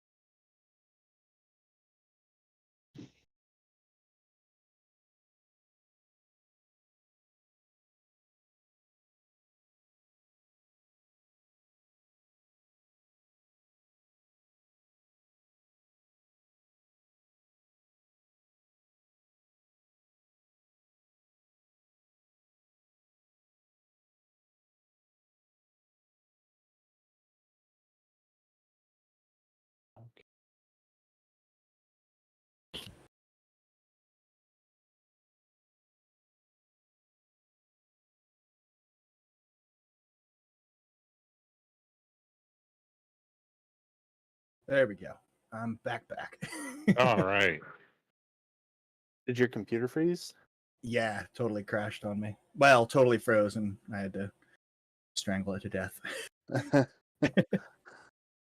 at least that's what it feels like holding down the power button. Go to sleep, go to sleep, go to sleep. Pretty sure that's just chloroform.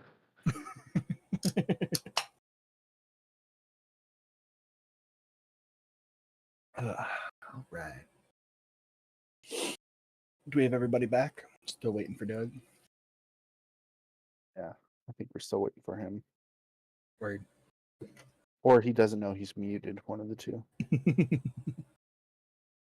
6 of one, half dozen of the other. Yep. The opportunity to go make some, go put some taco rice together. Hey. Yeah, the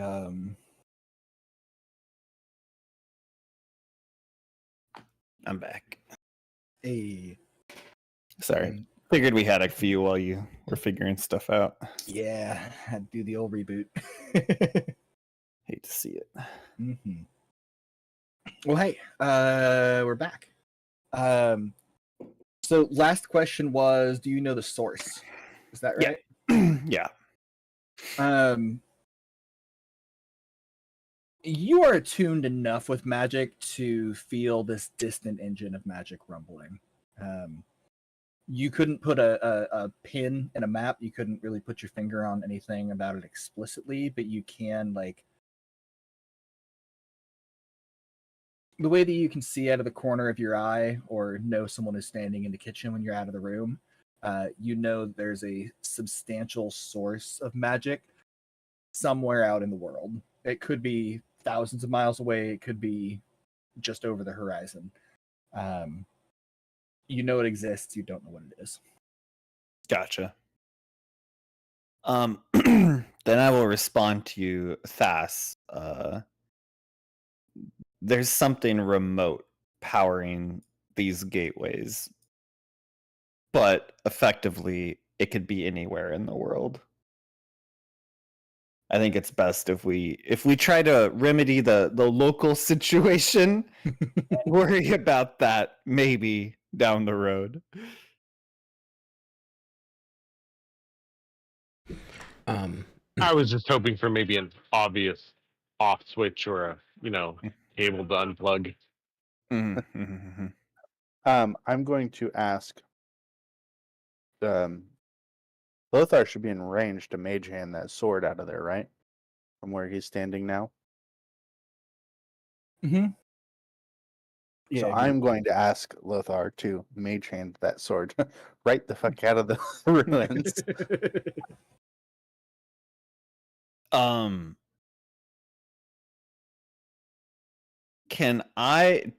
Am I well attuned enough to be able to potentially time these portal flares? Not with the stopwatch, but you could, like, figure out when it's ebbing. Like if I wanted to,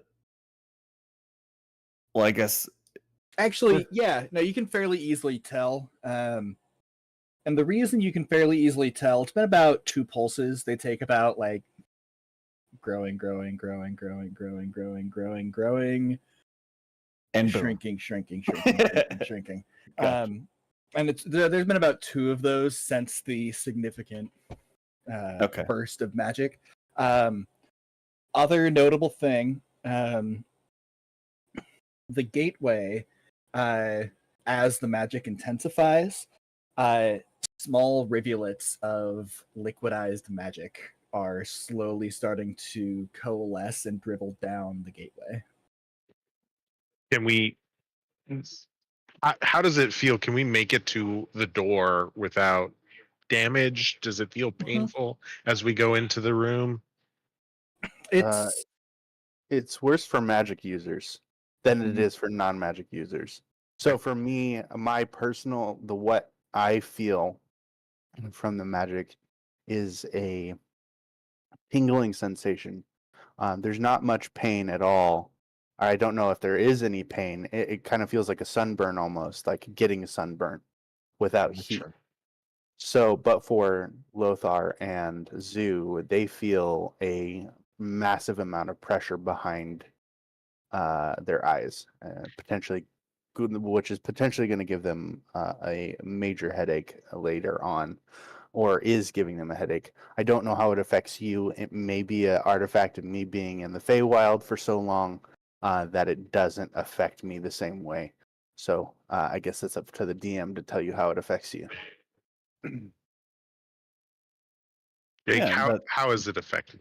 how does it affect holy magic user? Good question. And this applies for Zoo and Lothar to some degree. Not quite as yeah. When you cast magic, you are drawing from your inner wellspring of mana, of magic, of the divine power that you've been granted. You shape that with verbal and somatic components, as well as any material components that are needed when you cast a spell. Channeling that from the amorphous inside of you to actually manifesting it through your hands. Meaning there are magical channels throughout your entire body. As you walk into this ruin, it feels like you are gearing up to cast a spell in terms of like there's mana flowing throughout the channels of your body that you did not call up. Okay. For most, that shows itself as pressure behind the eyes and ears. For you, being halfway between a martial and a caster, you can feel it more in your body, just because to you, magic is a more bodily experience and it is an intellectual experience. In that case, during one of the ebbs, I would like to try and head towards the other side to open if there's another door. Mm-hmm. I don't know if you see on this side here. I don't know if you see the pointer. Okay. Yep. Yeah, I would like to head over there to open the door to see what's on that side. Sure do. Are these blasts of magic directional? Are they coming out at us, or is it AoE? No. Yeah, there was only the one big burst of magic, and that was centered on the portal, and not directed at any one of you in particular.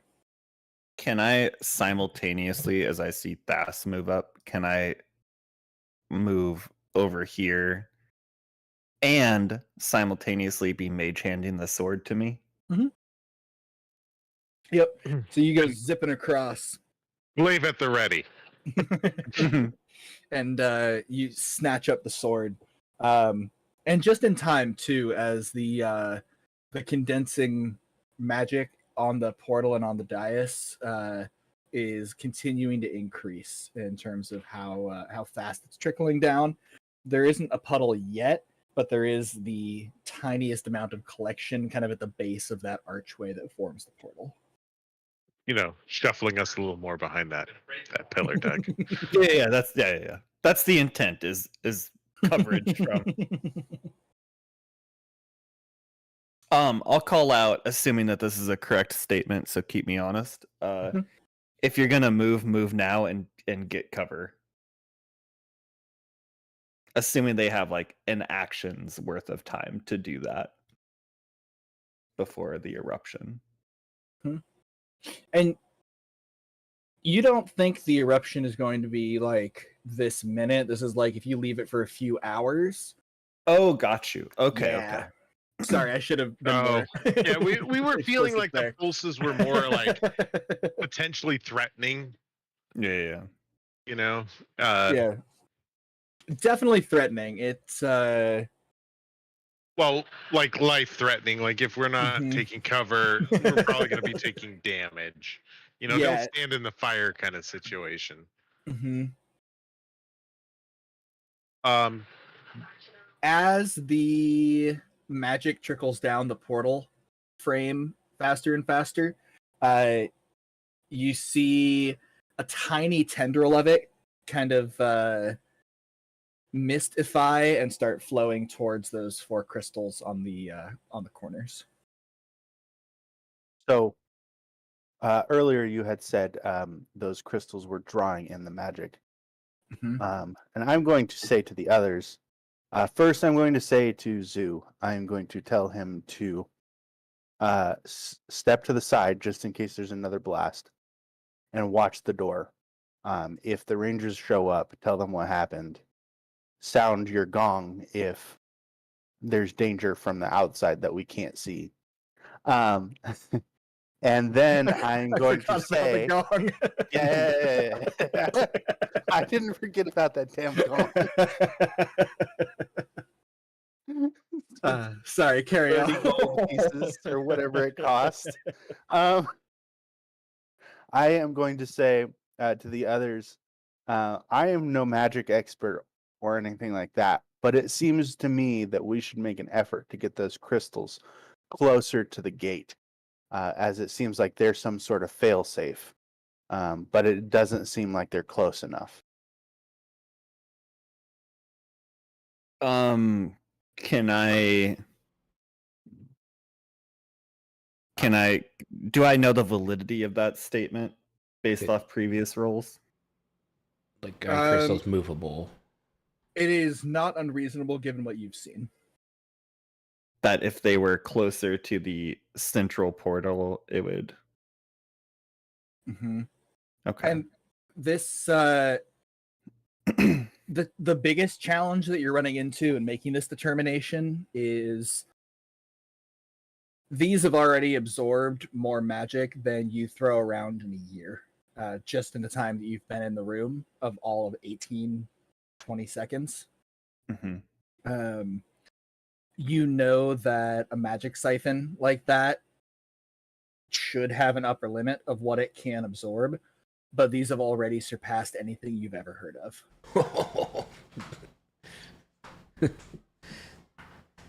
Well, If we want to touch those, I'm not going to touch them. Well, how heavy? How well? I don't. Lothar, you- you could try to mage hand them. No. I don't think you're maybe comprehending the amount of energy you're talking about moving. I wouldn't touch them at all And or interact also with them. And worth emphasizing, if these were normal, they would have failed at a point prior to this. These have not failed yet.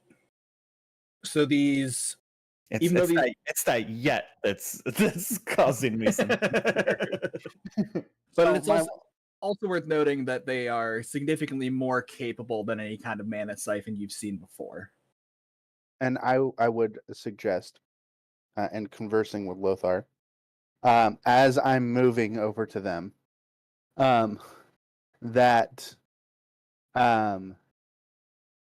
if this facility was made around such a powerful magical device, that the quantity and the positioning of these 4 magic siphons, because that is what I've learned that they are from Lothar, that these magic siphons were probably designed for this specific purpose in case of catastrophic failure, is what I would suggest. But and I would add to the end of that. But again, I'm no expert, and I will default to what you think is best.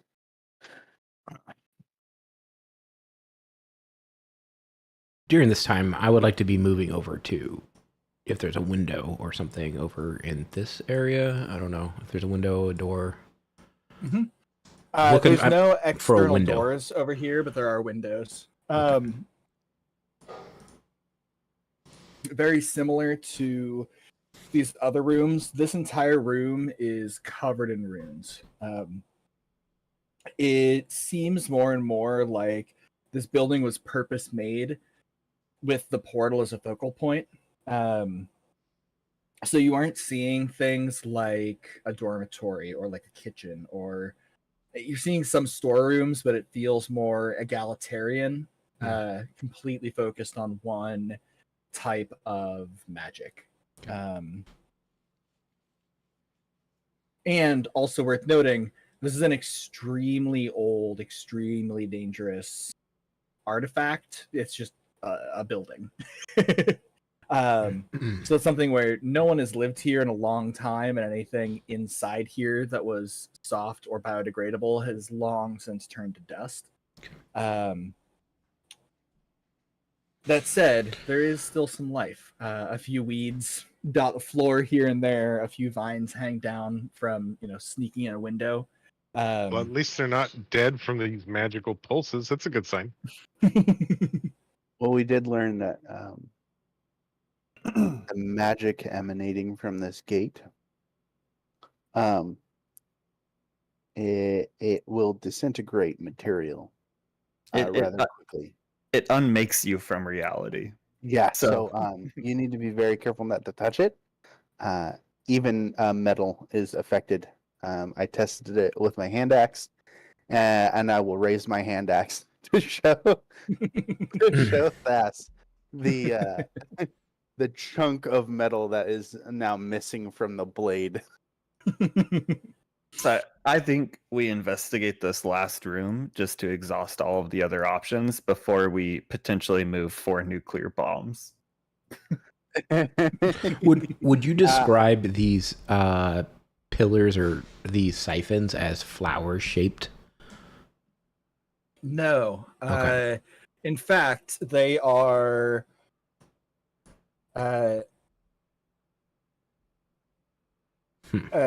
crystal. That is very slowly growing. They're growing? Mm-hmm.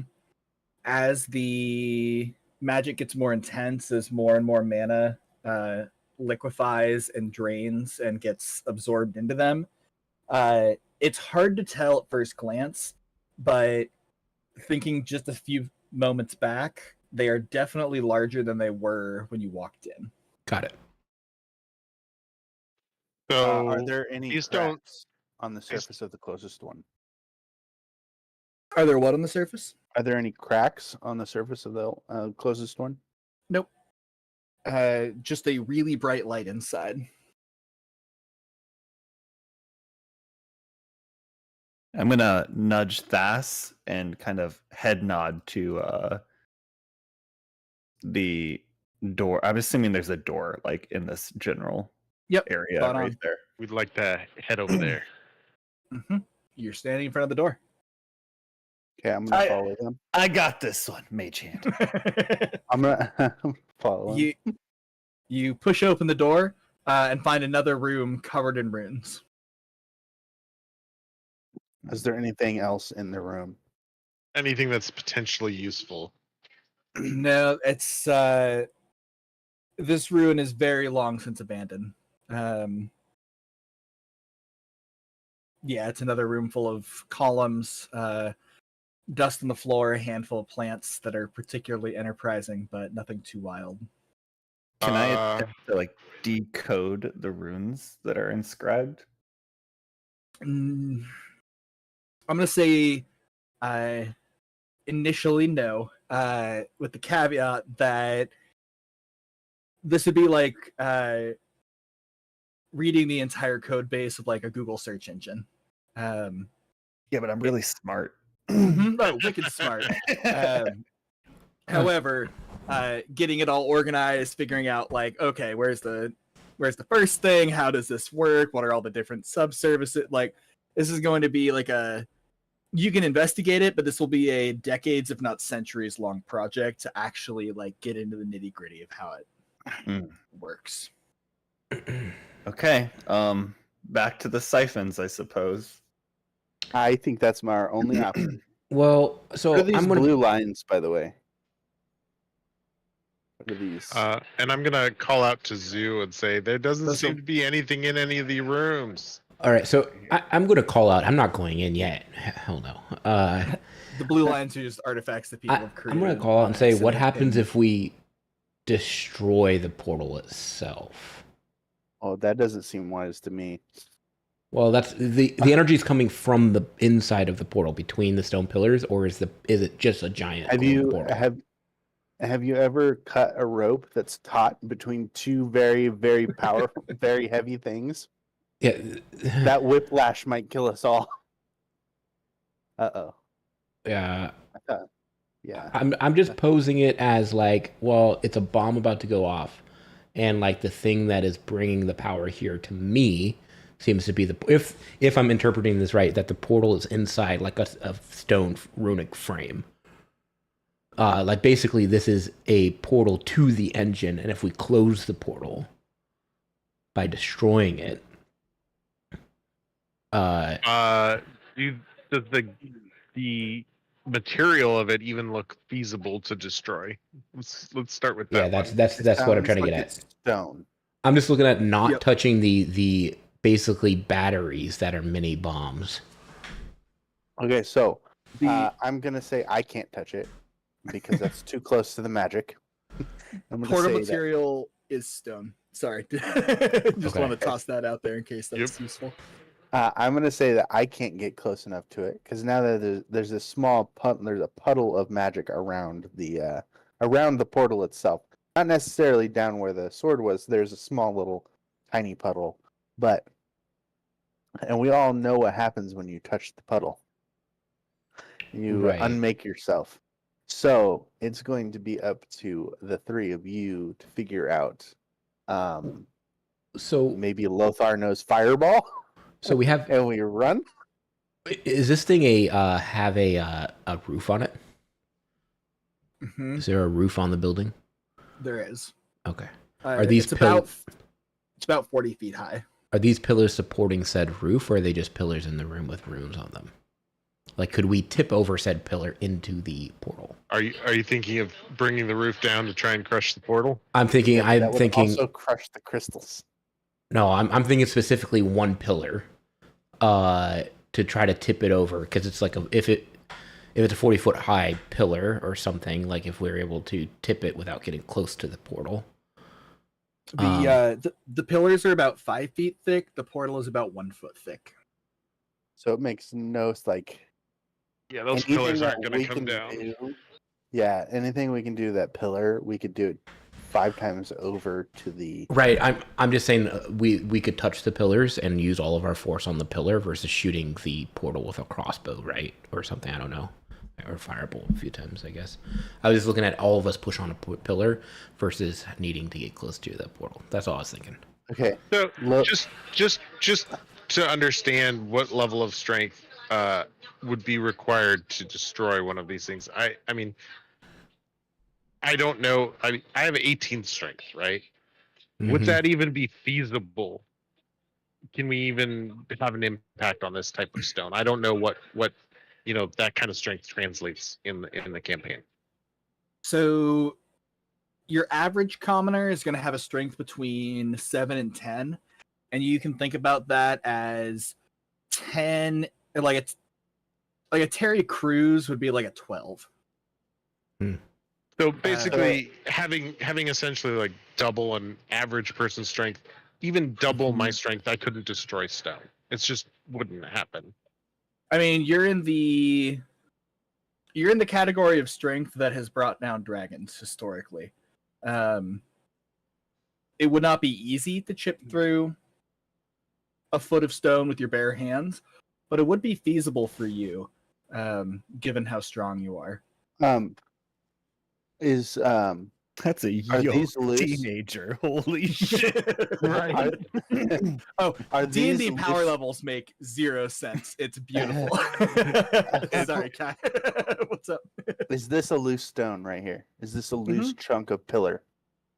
Yep. It's about a foot around and 2 feet long. Okay, so here's the plan. Fast, you're gonna go grab that chunk of stone. And you're gonna huck it at that that pillar. Before then, we're gonna move towards the exit. Hold on. Can we make some checks here to determine? Yeah, so I first I was you're gonna Stop. mage hand his. so one second. armor. I was just proposing an idea. I was just putting out there maybe the portal is what we want to destroy, and I'm not saying that's what we should do. I was just proposing the thought of destroying the portal over the energy siphons. That's all I I did. think destroying anything is a lot riskier than perhaps A nuclear bomb. moving something slightly. Can I get close enough to like really inspect one of these siphons? And since there's liquid magic on them, I mean, it's we on might that. want to try and I don't know, It's most touch it liquid with some magic is up pebble. top.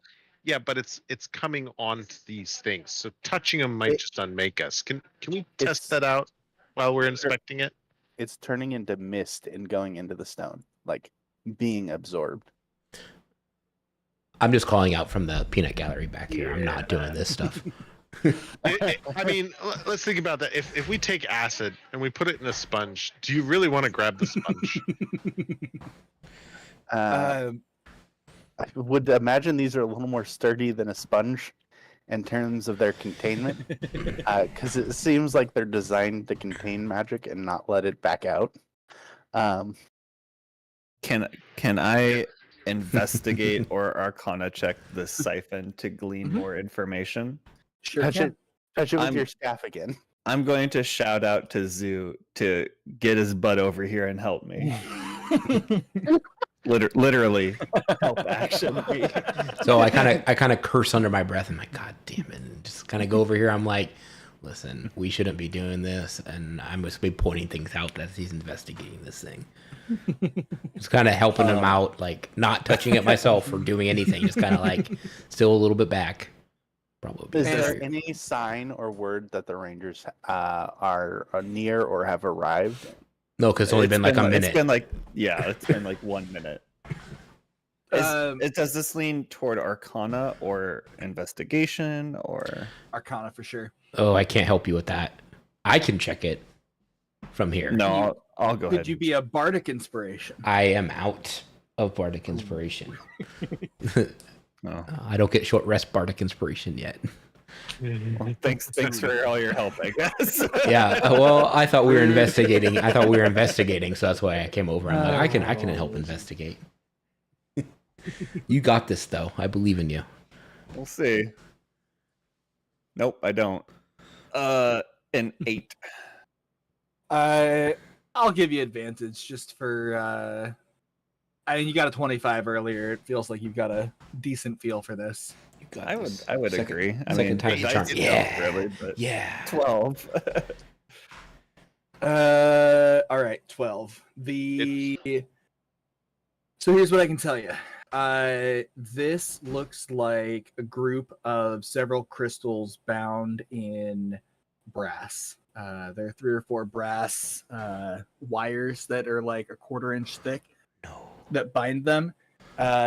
A lot like a bouquet of flowers. Don't read into that on the flower front.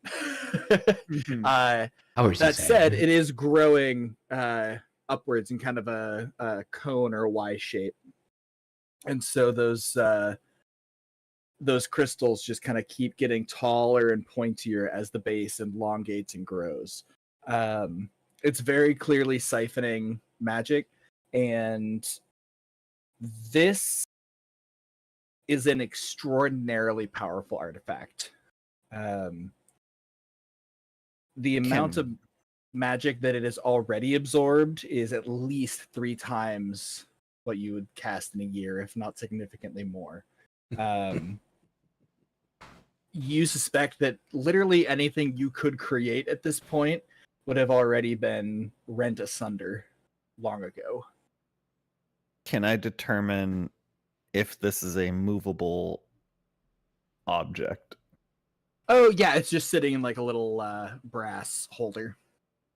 Okay, I will be mage handing this just for the record, The latex gloves of the wizarding world. Yeah.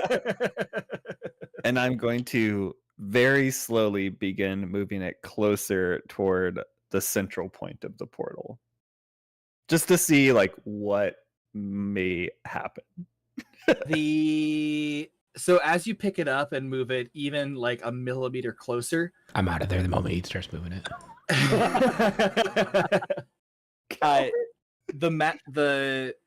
The pooled liquid magic starts flowing just that little bit faster, and every inch you move it, a exponentially larger volume of the raw liquid condensed magic that is leaking out of this ancient apparatus Oh, hell no. starts flowing into it. How close I do you think move you're it to the charging portal? this apparatus faster. I will move it like right here. Seems to be like the next, little step in this very small Yeah. pyramid. About 3/4 of the liquid magic that's being leaked off of this portal is now flowing into this crystal. The crystal is not behaving any differently than you've seen so far. It's growing at a faster rate, but not any faster than you would expect, given, say, 3 times the amount of input. Can I set that one down? Mm-hmm. I'm gonna smooch over here. Does this appear to be something that I could physically hold? Easily. Okay. It might I'm be going- a little bit difficult because it's like a 3-foot tall chunk of crystal, but it'd be awkward, but not difficult. So I'm gonna pick this one up, and I'm gonna move over here. I will move over to the There other we go. side. there we go. I'm gonna pick this one No. And I'm gonna move it to like the same step. simultaneously as he does that, and I'm gonna move mine, and Well, hopefully Thess will move well, his. We'll do that too. And just to be clear, y'all are using your physical hands. Yes. Well, Well, I mean, I yeah. got nothing else. So I mean, you that- said we can physically pick Yeah, them that- up. Mhm. That was the question. Can we touch it with a pebble and see if what happens to said pebble, or actually one of these weeds? Like, does it just unmake before we grab on with our bare hands? Yes, so that was the implication of the question of can I safely? yeah, I'm going to only pick it up by the brass or whatever, the copper, just to be safe.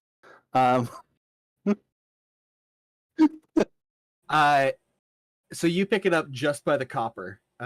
Your hands are completely fine as you touch it and lift it closer by about 3 feet towards the portal. And about half of the magic starts flowing between those 2 crystals that are closer. For those of you touching with your bare hands, you pick up the crystals and nothing bad happens to you. Okay. Thanks. You move the crystals closer, and the amount of mana and the amount of magic leaking off of the portal is continuing to increase as the pulses get faster, but significantly less of it is leaking into the air, and more of it is being pulled into these crystals. So is the puddle around the portal now shrinking? It's not growing, but only because the crystals are close enough to vaporize and absorb it at a commiserate rate with how it's leaking off. I will suggest that we scoot it up another couple feet, and I'll physically move this one, and if I may, I'll mage hand the one that was over on this. No. Before he does that, Damn before turtle. he does that, I just need to clarify. The pulses have gotten quicker now. Since we've moved them. In not noticeably since you've moved them, but the entire time, the last 2 minutes or so you've been in the building, they are definitely getting faster. But it doesn't seem connected to you moving the crystals. Okay. I'm going to look to Lothar and give him an eyebrow raise and ask him what he thinks we should do. So the way that I'm interpreting this is that as we move these siphons closer to the source of the portal, they're absorbing more of the latent energies that are kind of spilling out of it. Is that accurate? Mhm. Okay. Then I will relay my original plan to move them another couple feet closer. Okay. And so we do. 3, 2, 1. Bang! No. I'll die. uh, Kills Where- Russell too, even though he's out. Oh, I am over here to sing your heroic tales. Russell, This you don't is- understand. This is Chernobyl. Yeah. The walls of the wall you're standing next to is now Listen. inside of you. This seems better. You have to understand, your funeral dirge will be beautiful. However, yeah, as you move them closer, the fire in the portal lowers significantly. As you get them about a foot away, there's only about 3 feet of fire in about a 30-foot high portal. And there is a thin mist kind of reaching up from the very top of the fire to the very top of the portal. It seems contained to that arch shape. Does it? Can I determine if it? Does it appear to be stabilized, or would it make sense for my character to think that I would like to move them closer to fully deactivate this thing, potentially? The pulses are not getting slower, but the fire is getting lower. The closer you move it, it feels like these are absorbing more and more as there's less room for the magic to get around those crystals. I'm going to. Do we meet in the middle and cross the streams? Never cross the street. I'm going to ask the others what the condition of their crystals are. I'm also going to check the condition of my own crystal. Growing worryingly quickly. And by that, I mean it's grown about 1.5 feet in the last 30 seconds. So my thought is that if we move them close enough where the portal shuts off, there's no more energy for these to absorb. So maybe I don't know the mechanics of how this works, right? But maybe they will off-gas the mana over time in a safe fashion, okay? I'm guessing. I'm like 14 years old, okay? Are there 17 any cracks forming at all? No. Okay, so I'm gonna agree with Lothar's speculation that we should move them closer, even closer than they are now, based off of my own observations. And then I do it. There's Okay, two camps so here. we do. How close are you moving it? So this is like 5 foot, right? Right. I don't Mhm. know if my pointer's showing up. This is 5 foot, right? Right about here. Mm-hmm. Yeah, I would- the inner one is about 10 by 10. I would say we move it to within 5 feet. Mm-hmm. Does that sound like a good plan? Well, as we move them closer, does anything of import kind of stand out of the actual structure of the gateway? Like that the flames were obscuring previously, or no? The gateway itself is not changing. There's less fire in the portal, so there's a thin mist, but you could see through it if you wanted to. And there's several off-color glimmers in the portal.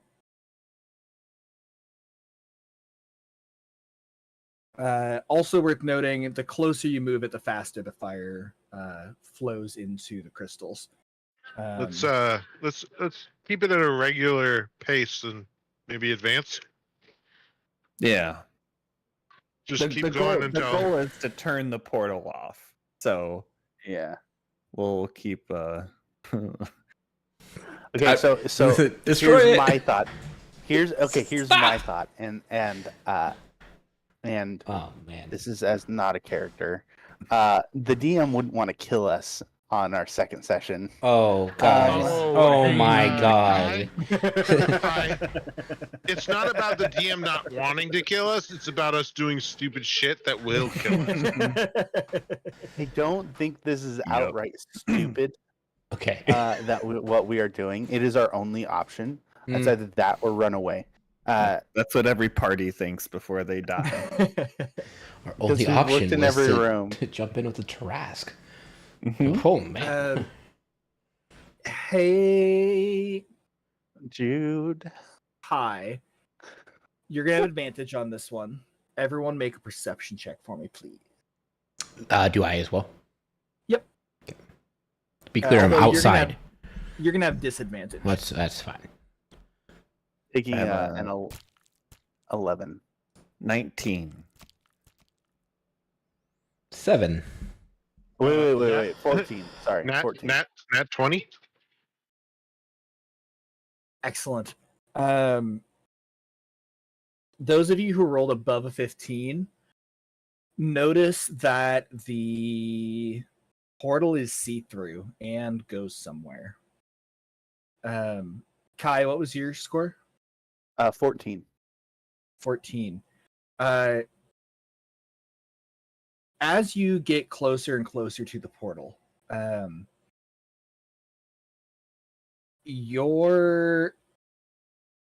that tingle that you felt on the back of your neck, that little tiny bit of the hair on the back of your neck standing up, comes back full force. If it was a 3 before, it is currently an 8.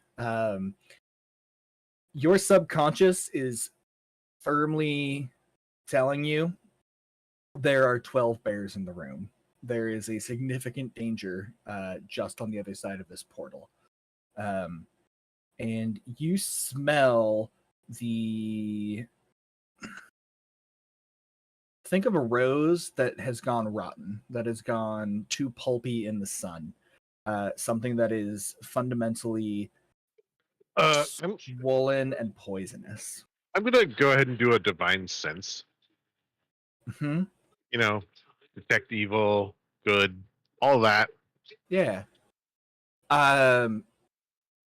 What I'll tell you, first of all, which sense does your divine sense, which is most prominent? Well, it just basically, you know, the location of any celestial fiend, undead within 60 foot that is not behind total cover. There are no celestial fiends or undead. However, this is slightly beyond the scope of the spell, but given how much you've soaked in magic over the last 3 minutes, I'm going to give this one to you. There is a Fey vibe to what is on the other side of the portal. Then I'm gonna mention that they're Fey. Not all Fae are good. As I full well know, is what I'm saying to the party. And then I'm going to say it seems like we're stabilizing the portal by doing this. And Kai, this the vibe that you're getting kind of snaps into place as he says Faye. In the back of your head, you know this is a capital B, capital P bad place. Where the real actual world has volcanoes and sulfur vents and cliffs that you can fall down. The Feywild has bad places. Oh yeah. Not you good. Are fairly convinced that what is on the other side of this portal is one of those bad places. Okay. So I, with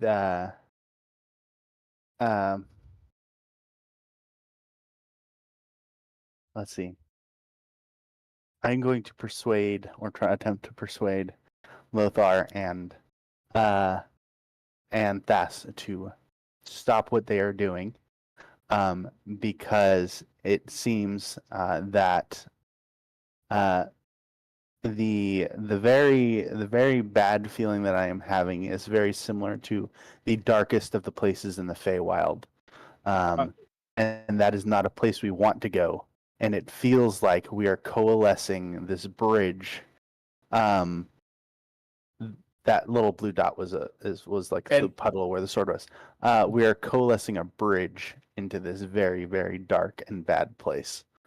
Can we maybe do a wisdom check on the proper direction of forward or back? You know, is it wise to continue or discontinue?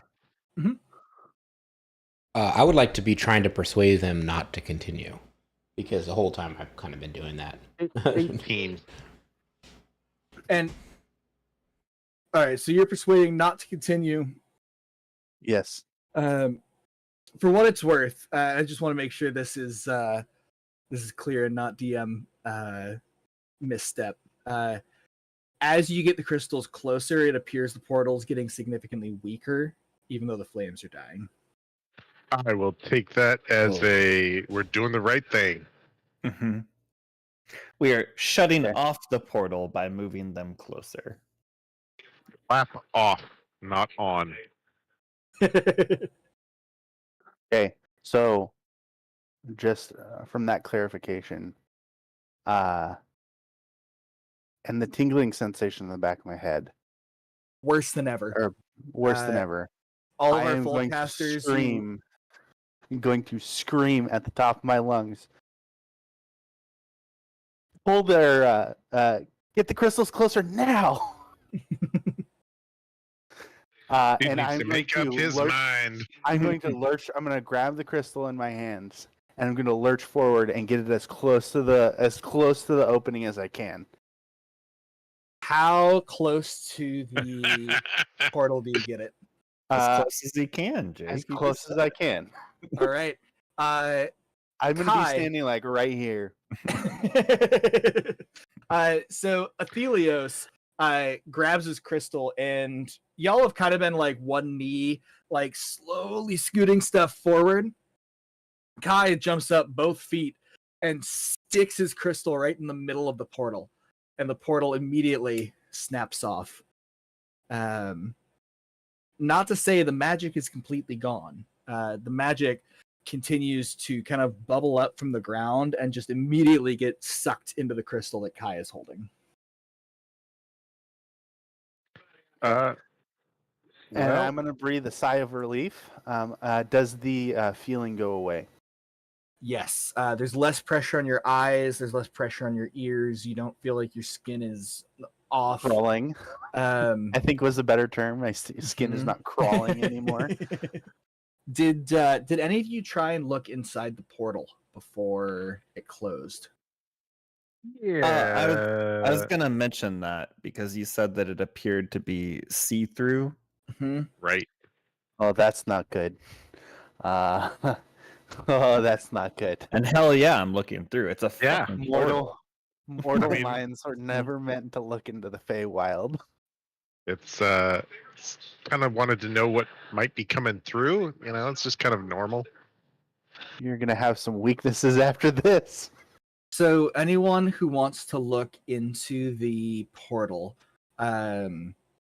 please roll me a wisdom or intelligence saving throw.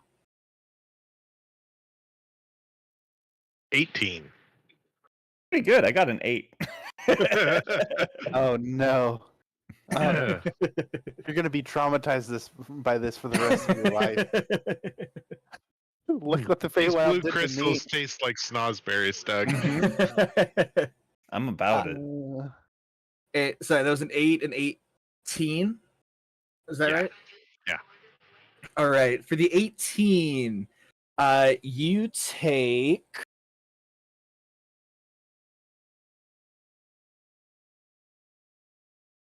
2 psychic damage. So as you look through this portal,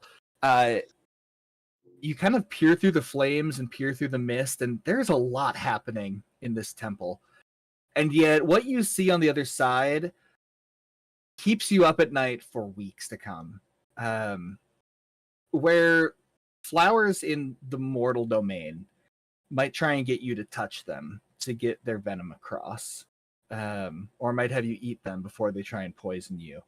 Feywild flowers are far less kind. They will try and poison you with the very colors that they are made of. And merely by looking upon them, you do not irreparable damage yet, but you do damage to your mind. Yeah, after the 2 damage, I'm gonna close my eyes and yell out, "Don't look at it! The Ark of the Covenant!" Unless you're gonna yell the flowers they're trying to kill us, because that's what the goblins yelled that you didn't hear about. Worth noting, these are the prettiest, most vibrant flowers you have ever seen. You have never seen a garden quite like this. Frankly, it puts every mortal garden you've ever seen to shame. The colors, the construction, the very fabric of it is preternaturally beautiful, but beautiful in a way that has been honed to a razor's edge and designed to literally drive you insane, because you are not godly enough to look upon them without your mind wilting. Doug,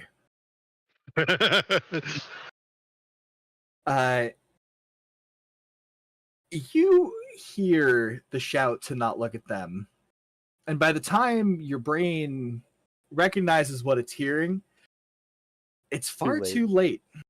You don't take any damage from these flowers. But there's a blue one that stands really tall in the middle. Question. Yeah. Hold on. I need to look at my character sheet. Where is it?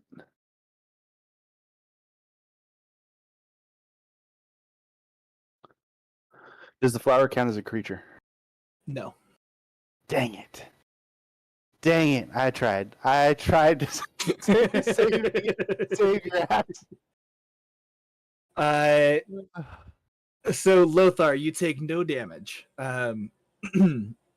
However, you stare at this blue flower for what feels like an eternity. The after image of this bright blue tulip is seared onto your eyes. And not in a way where it's a small part of what you see, but the potency of its color, the toxicity of merely seeing it, has burned blue into your eyes.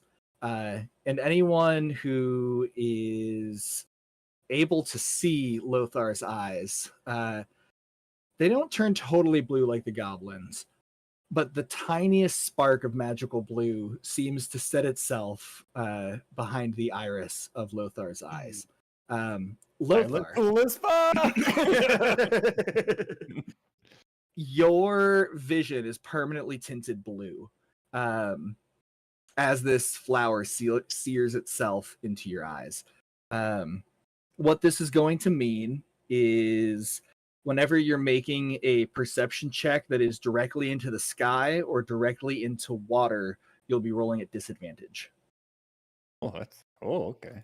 That's not terrible. It's not as bad as I thought it was going to be. Okay, hold on. Disadvantage while perception checking. Basically like an all blue surface of any kind. Yeah. Yep. Out of curiosity. You see a blue dragon. Where? That'll be a bummer later. Yeah, last session. Ah. Out of curiosity,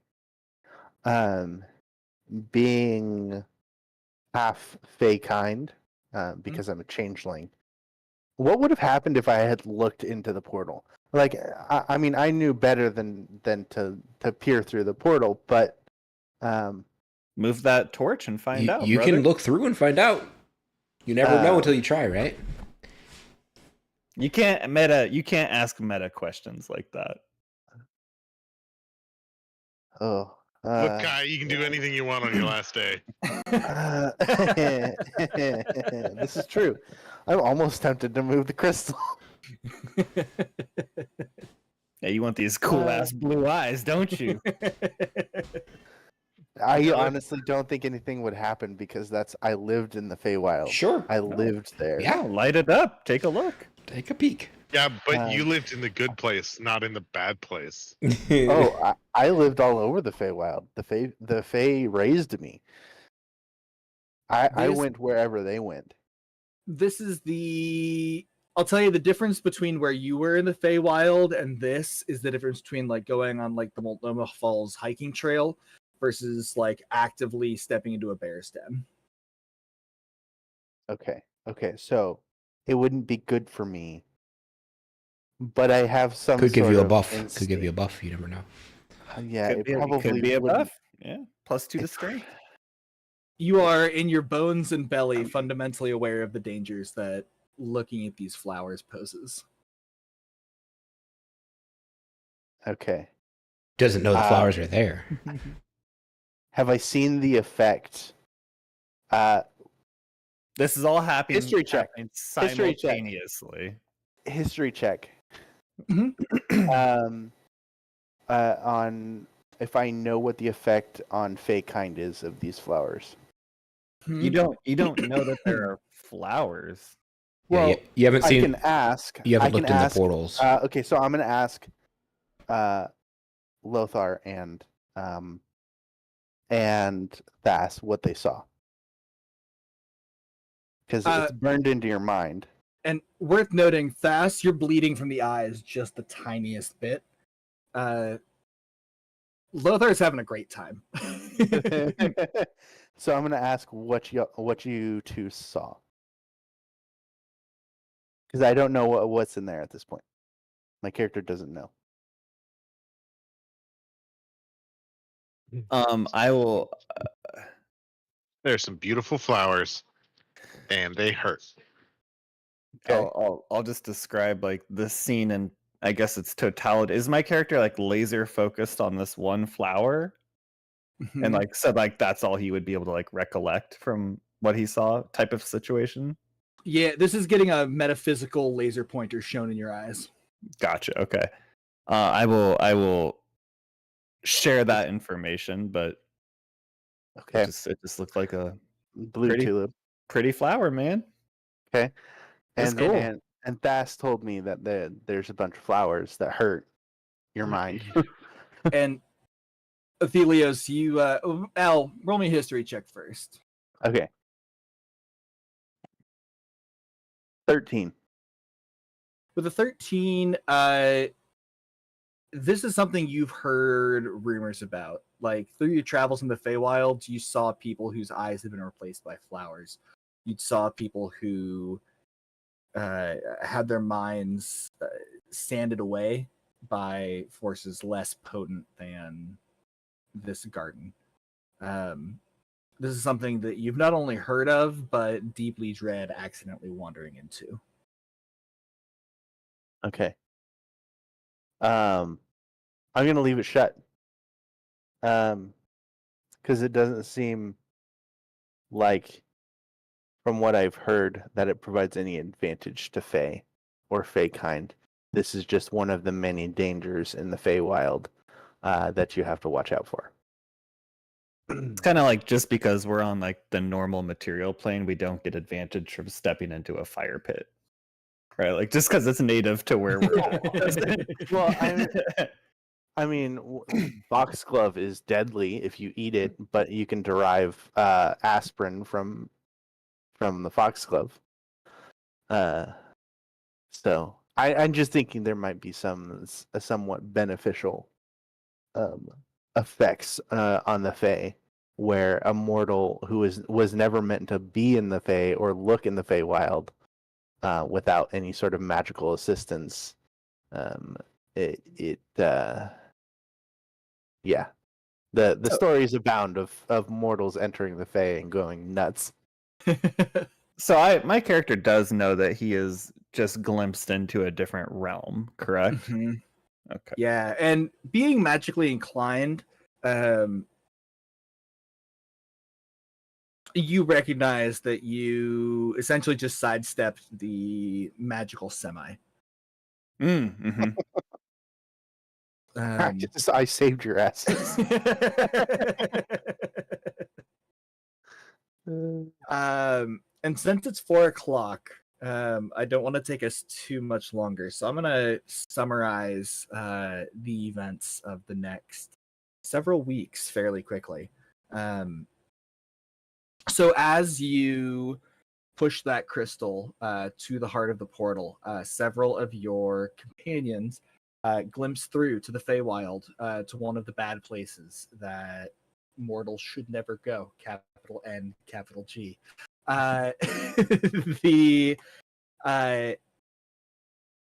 The light in Lothar's eyes is a reminder for decades to come of the dangers that are represented out there in the magical world, but also the power that's out there. Shortly after you put that crystal in, the pulsating stops. This building, this structure is no longer being powered by whatever faraway engine of magic was leaking enough energy for this to pick it up and start working again. This is the magical equivalent of having a decommissioned like nuclear reactor that someone brings their own uranium to and tries to get fired up again. Theoretically, maybe it'll be fine, but if it had gone on any longer, it would probably end in disaster for the region. Thanks, Zoo. I'm going to ask if the crystals can be safely removed or if the portal reactivates when someone, while looking away, tries to remove the crystal. Yeah, so as you stick the crystal in there, you can't see through to the Feywild any longer, as that crystal kind of fully absorbs that spark. And like a gas stove with its flame put out, once there's no flame there, it's very hard to reignite. So the whole temple kind of... But do we each get a magic down. crystal? The magic crystals are sitting there as the rangers, a whole bunch of villagers from town, and Sam the blacksmith all run in. They saw the glow from afar and saw your signal, and several of them were well on their way by the time y'all arrived to the temple. Sam the blacksmith is a large man. He's about 6'5", about 300 pounds of all muscle. He does nothing but hit hot metal all day, and it shows. Sam is a craftsman who has been with this village longer than you've been alive. Some say he's half elven, some say he's half dwarven. He will never tell. What he can tell you is these are 4 very powerful crystal cores. The amount of magic that are in these is staggering. And given that you 4 are the ones that found them, everyone kind of agrees that they're yours now. He offers to make you each a weapon out of them.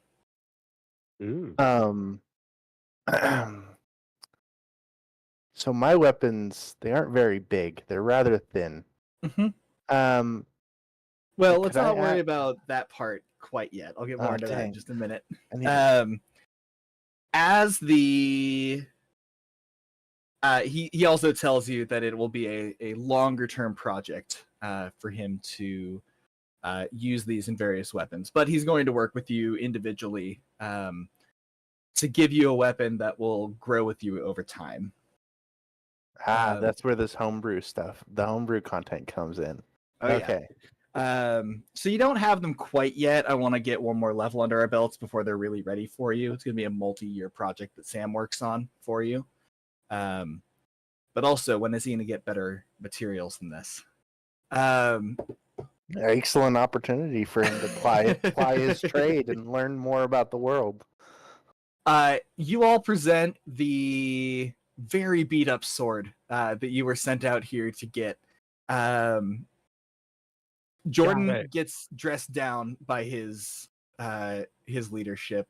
This was not supposed to be nearly as intense as he made it for y'all, and the fact that he, wounded even though he was, didn't step up to take charge of the situation has him with significant egg on his face, shall we say.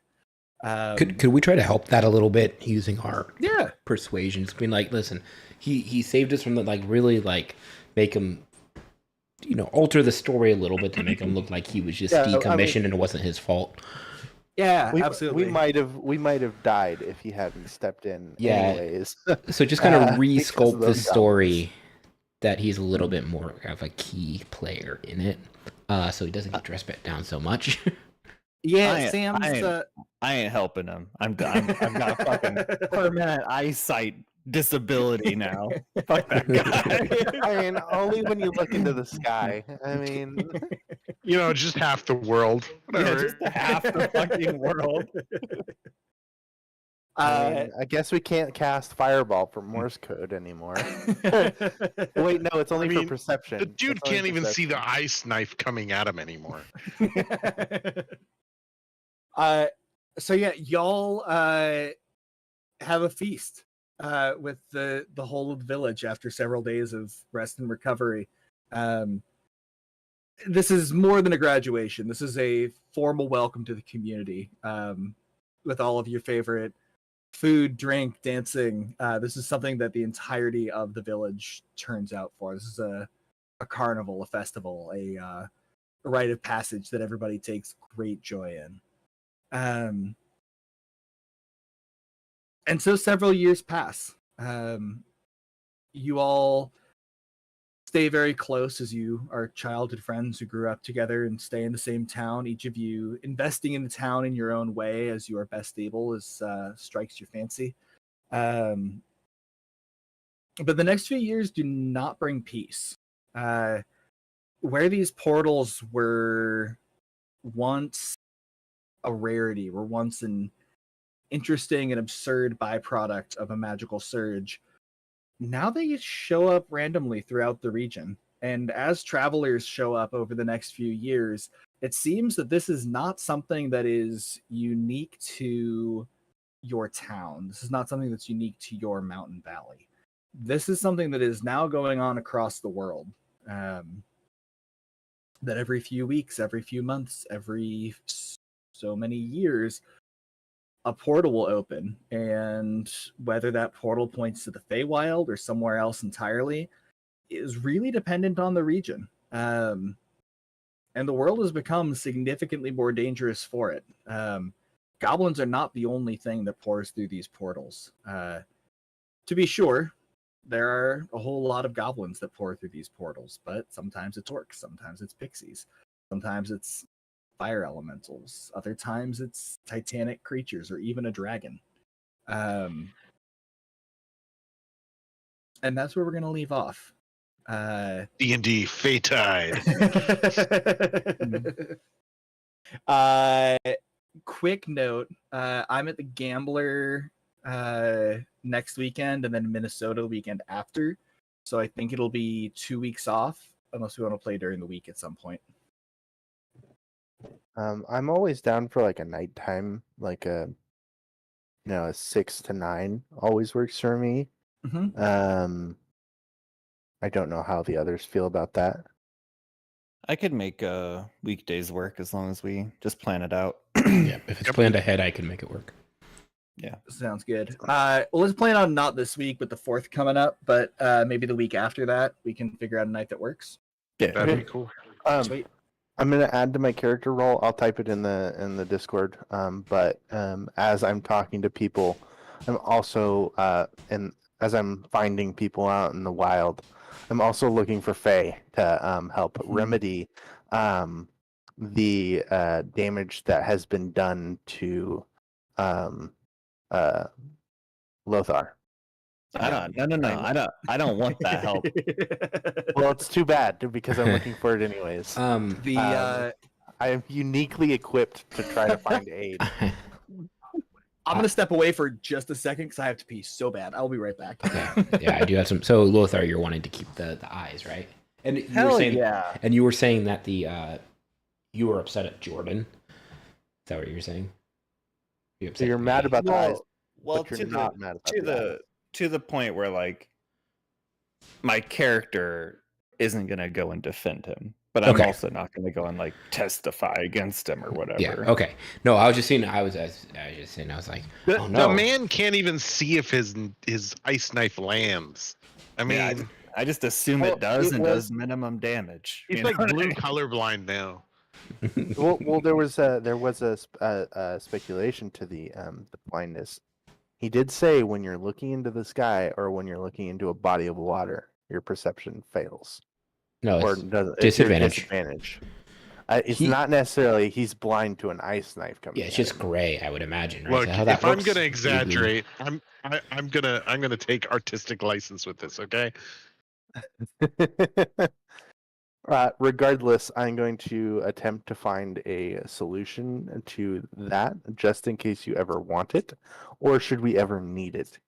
I'm going to discuss with Lothar. I'm like, those runes that were in that, I think that would make a pretty good addition to the library, don't you think? And ask if he would join me in at least copying the runes down and adding them to the library for study. Yeah, I was kind of moving in that direction. Yep. Yeah, I would definitely like to at least try to transcribe them into a book or something like that. Yeah, so that's kind of what, because it's like going to be years. Assume it would be able to do that. Maybe not understand them, but at least have a starting point to catalog. What if I could Yeah, hear I think that's a good project for like the multi-year, time jump kind of thing. Yeah, my project is definitely going to be to try to find some sort of cure. And I only say that. So my project is going to be to find some sort of cure, for this affliction to not just Lothar, but it seems like other people may be encountering this problem as well. I'm gonna gently steer you towards more of a traditional career or other way of Oh, yeah, no. investing in the town. It will be like I still have my career, but I will be like talking to people and find Side whenever I come project. across whenever I come across the Fae, I'm going to be asking about it and hey, have you ever seen this? What can we do to fix this? Because if my character can find a solution, it seems like that may be a good opportunity to have that solution evident. Should we come across a worst case where maybe somebody needs help, and we're in a unique position to provide aid, and therefore we get an advantage on something else. You can't roll I'm much less than an 8, all right? if well, I mean, you could be like the goblin and be screaming about the flowers in their eyes trying to kill them. No, goblins aren't player characters. They're not like us.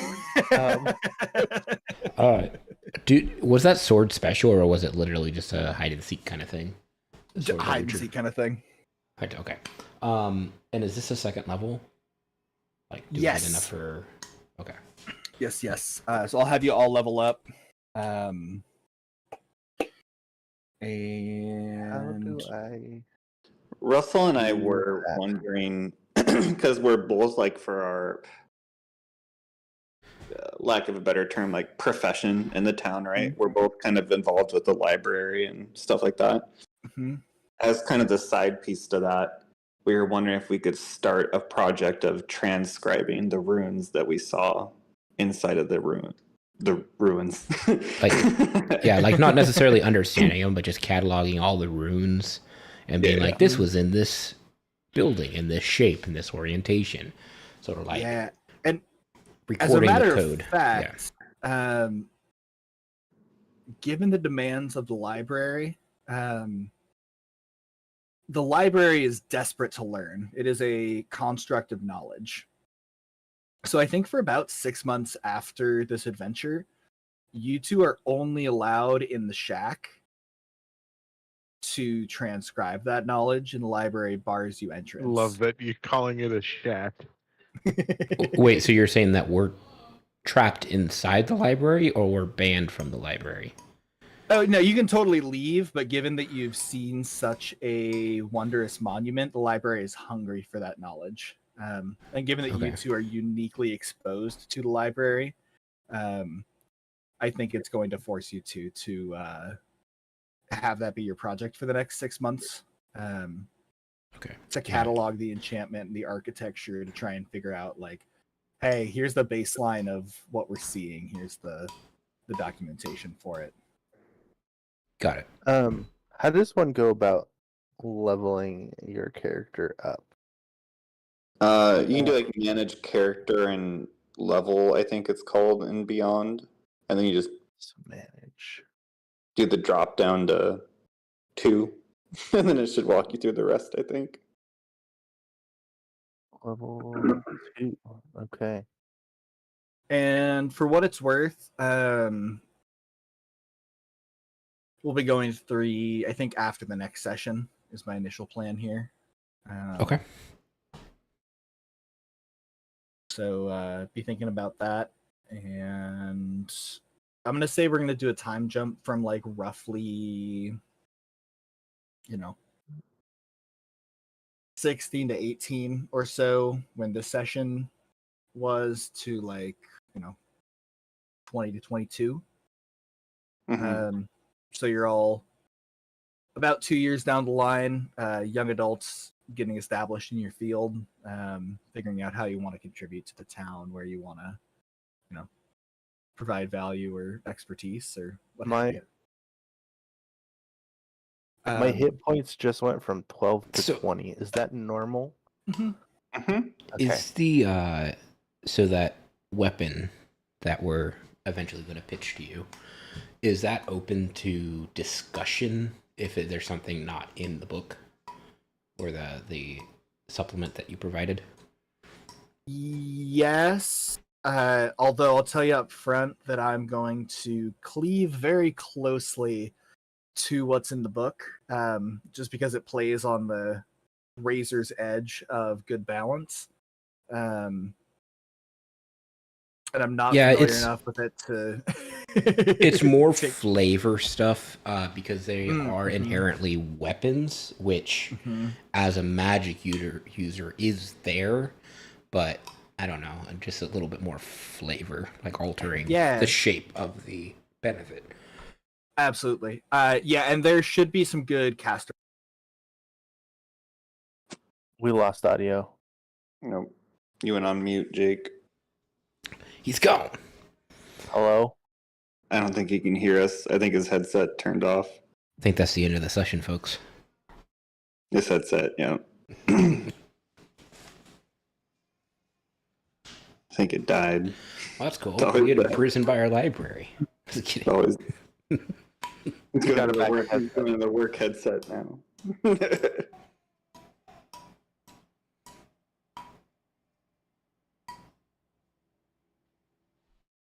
Oh, hi there. Sorry. Dang. Headset. Battery. Yeah, so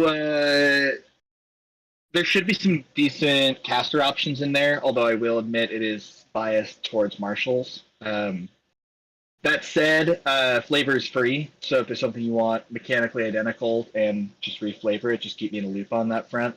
If there's something you want mechanically different, hit me up, let me know, we can talk about it and figure that out. Yeah, it's just reading through it from the perspective of a bard is no good. Instrumentally, if speaking. Yeah. Well, if you wanted to take like a weapon skin, for lack of a better term, and like make it a battle axe that you use as a loot, or like something like that, totally fine. Yeah, cool. Battle axe that has strings from the end of the handle to the head. This is my axe. Exactly. Exactly. Yeah. But yeah, aside from that, only other major events are, all y'all getting established. Also think through, like, are you going to keep living with your family? Are you going to get your own house? If so, what does that house look like? Do you have a separate office or a separate, like, workspace? I don't want to restrict y'all on property and such, since I mean you're basically on the edge of the wilderness and you can literally grow more housing. So, given that you're preferred citizens of this town, Heck that all yeah. feels fairly reasonable to me. Cuckoo. Yeah. Let's figure out something maybe end of next week of when we can play. The week after. Sure. Sweet. And I'd be open to like Friday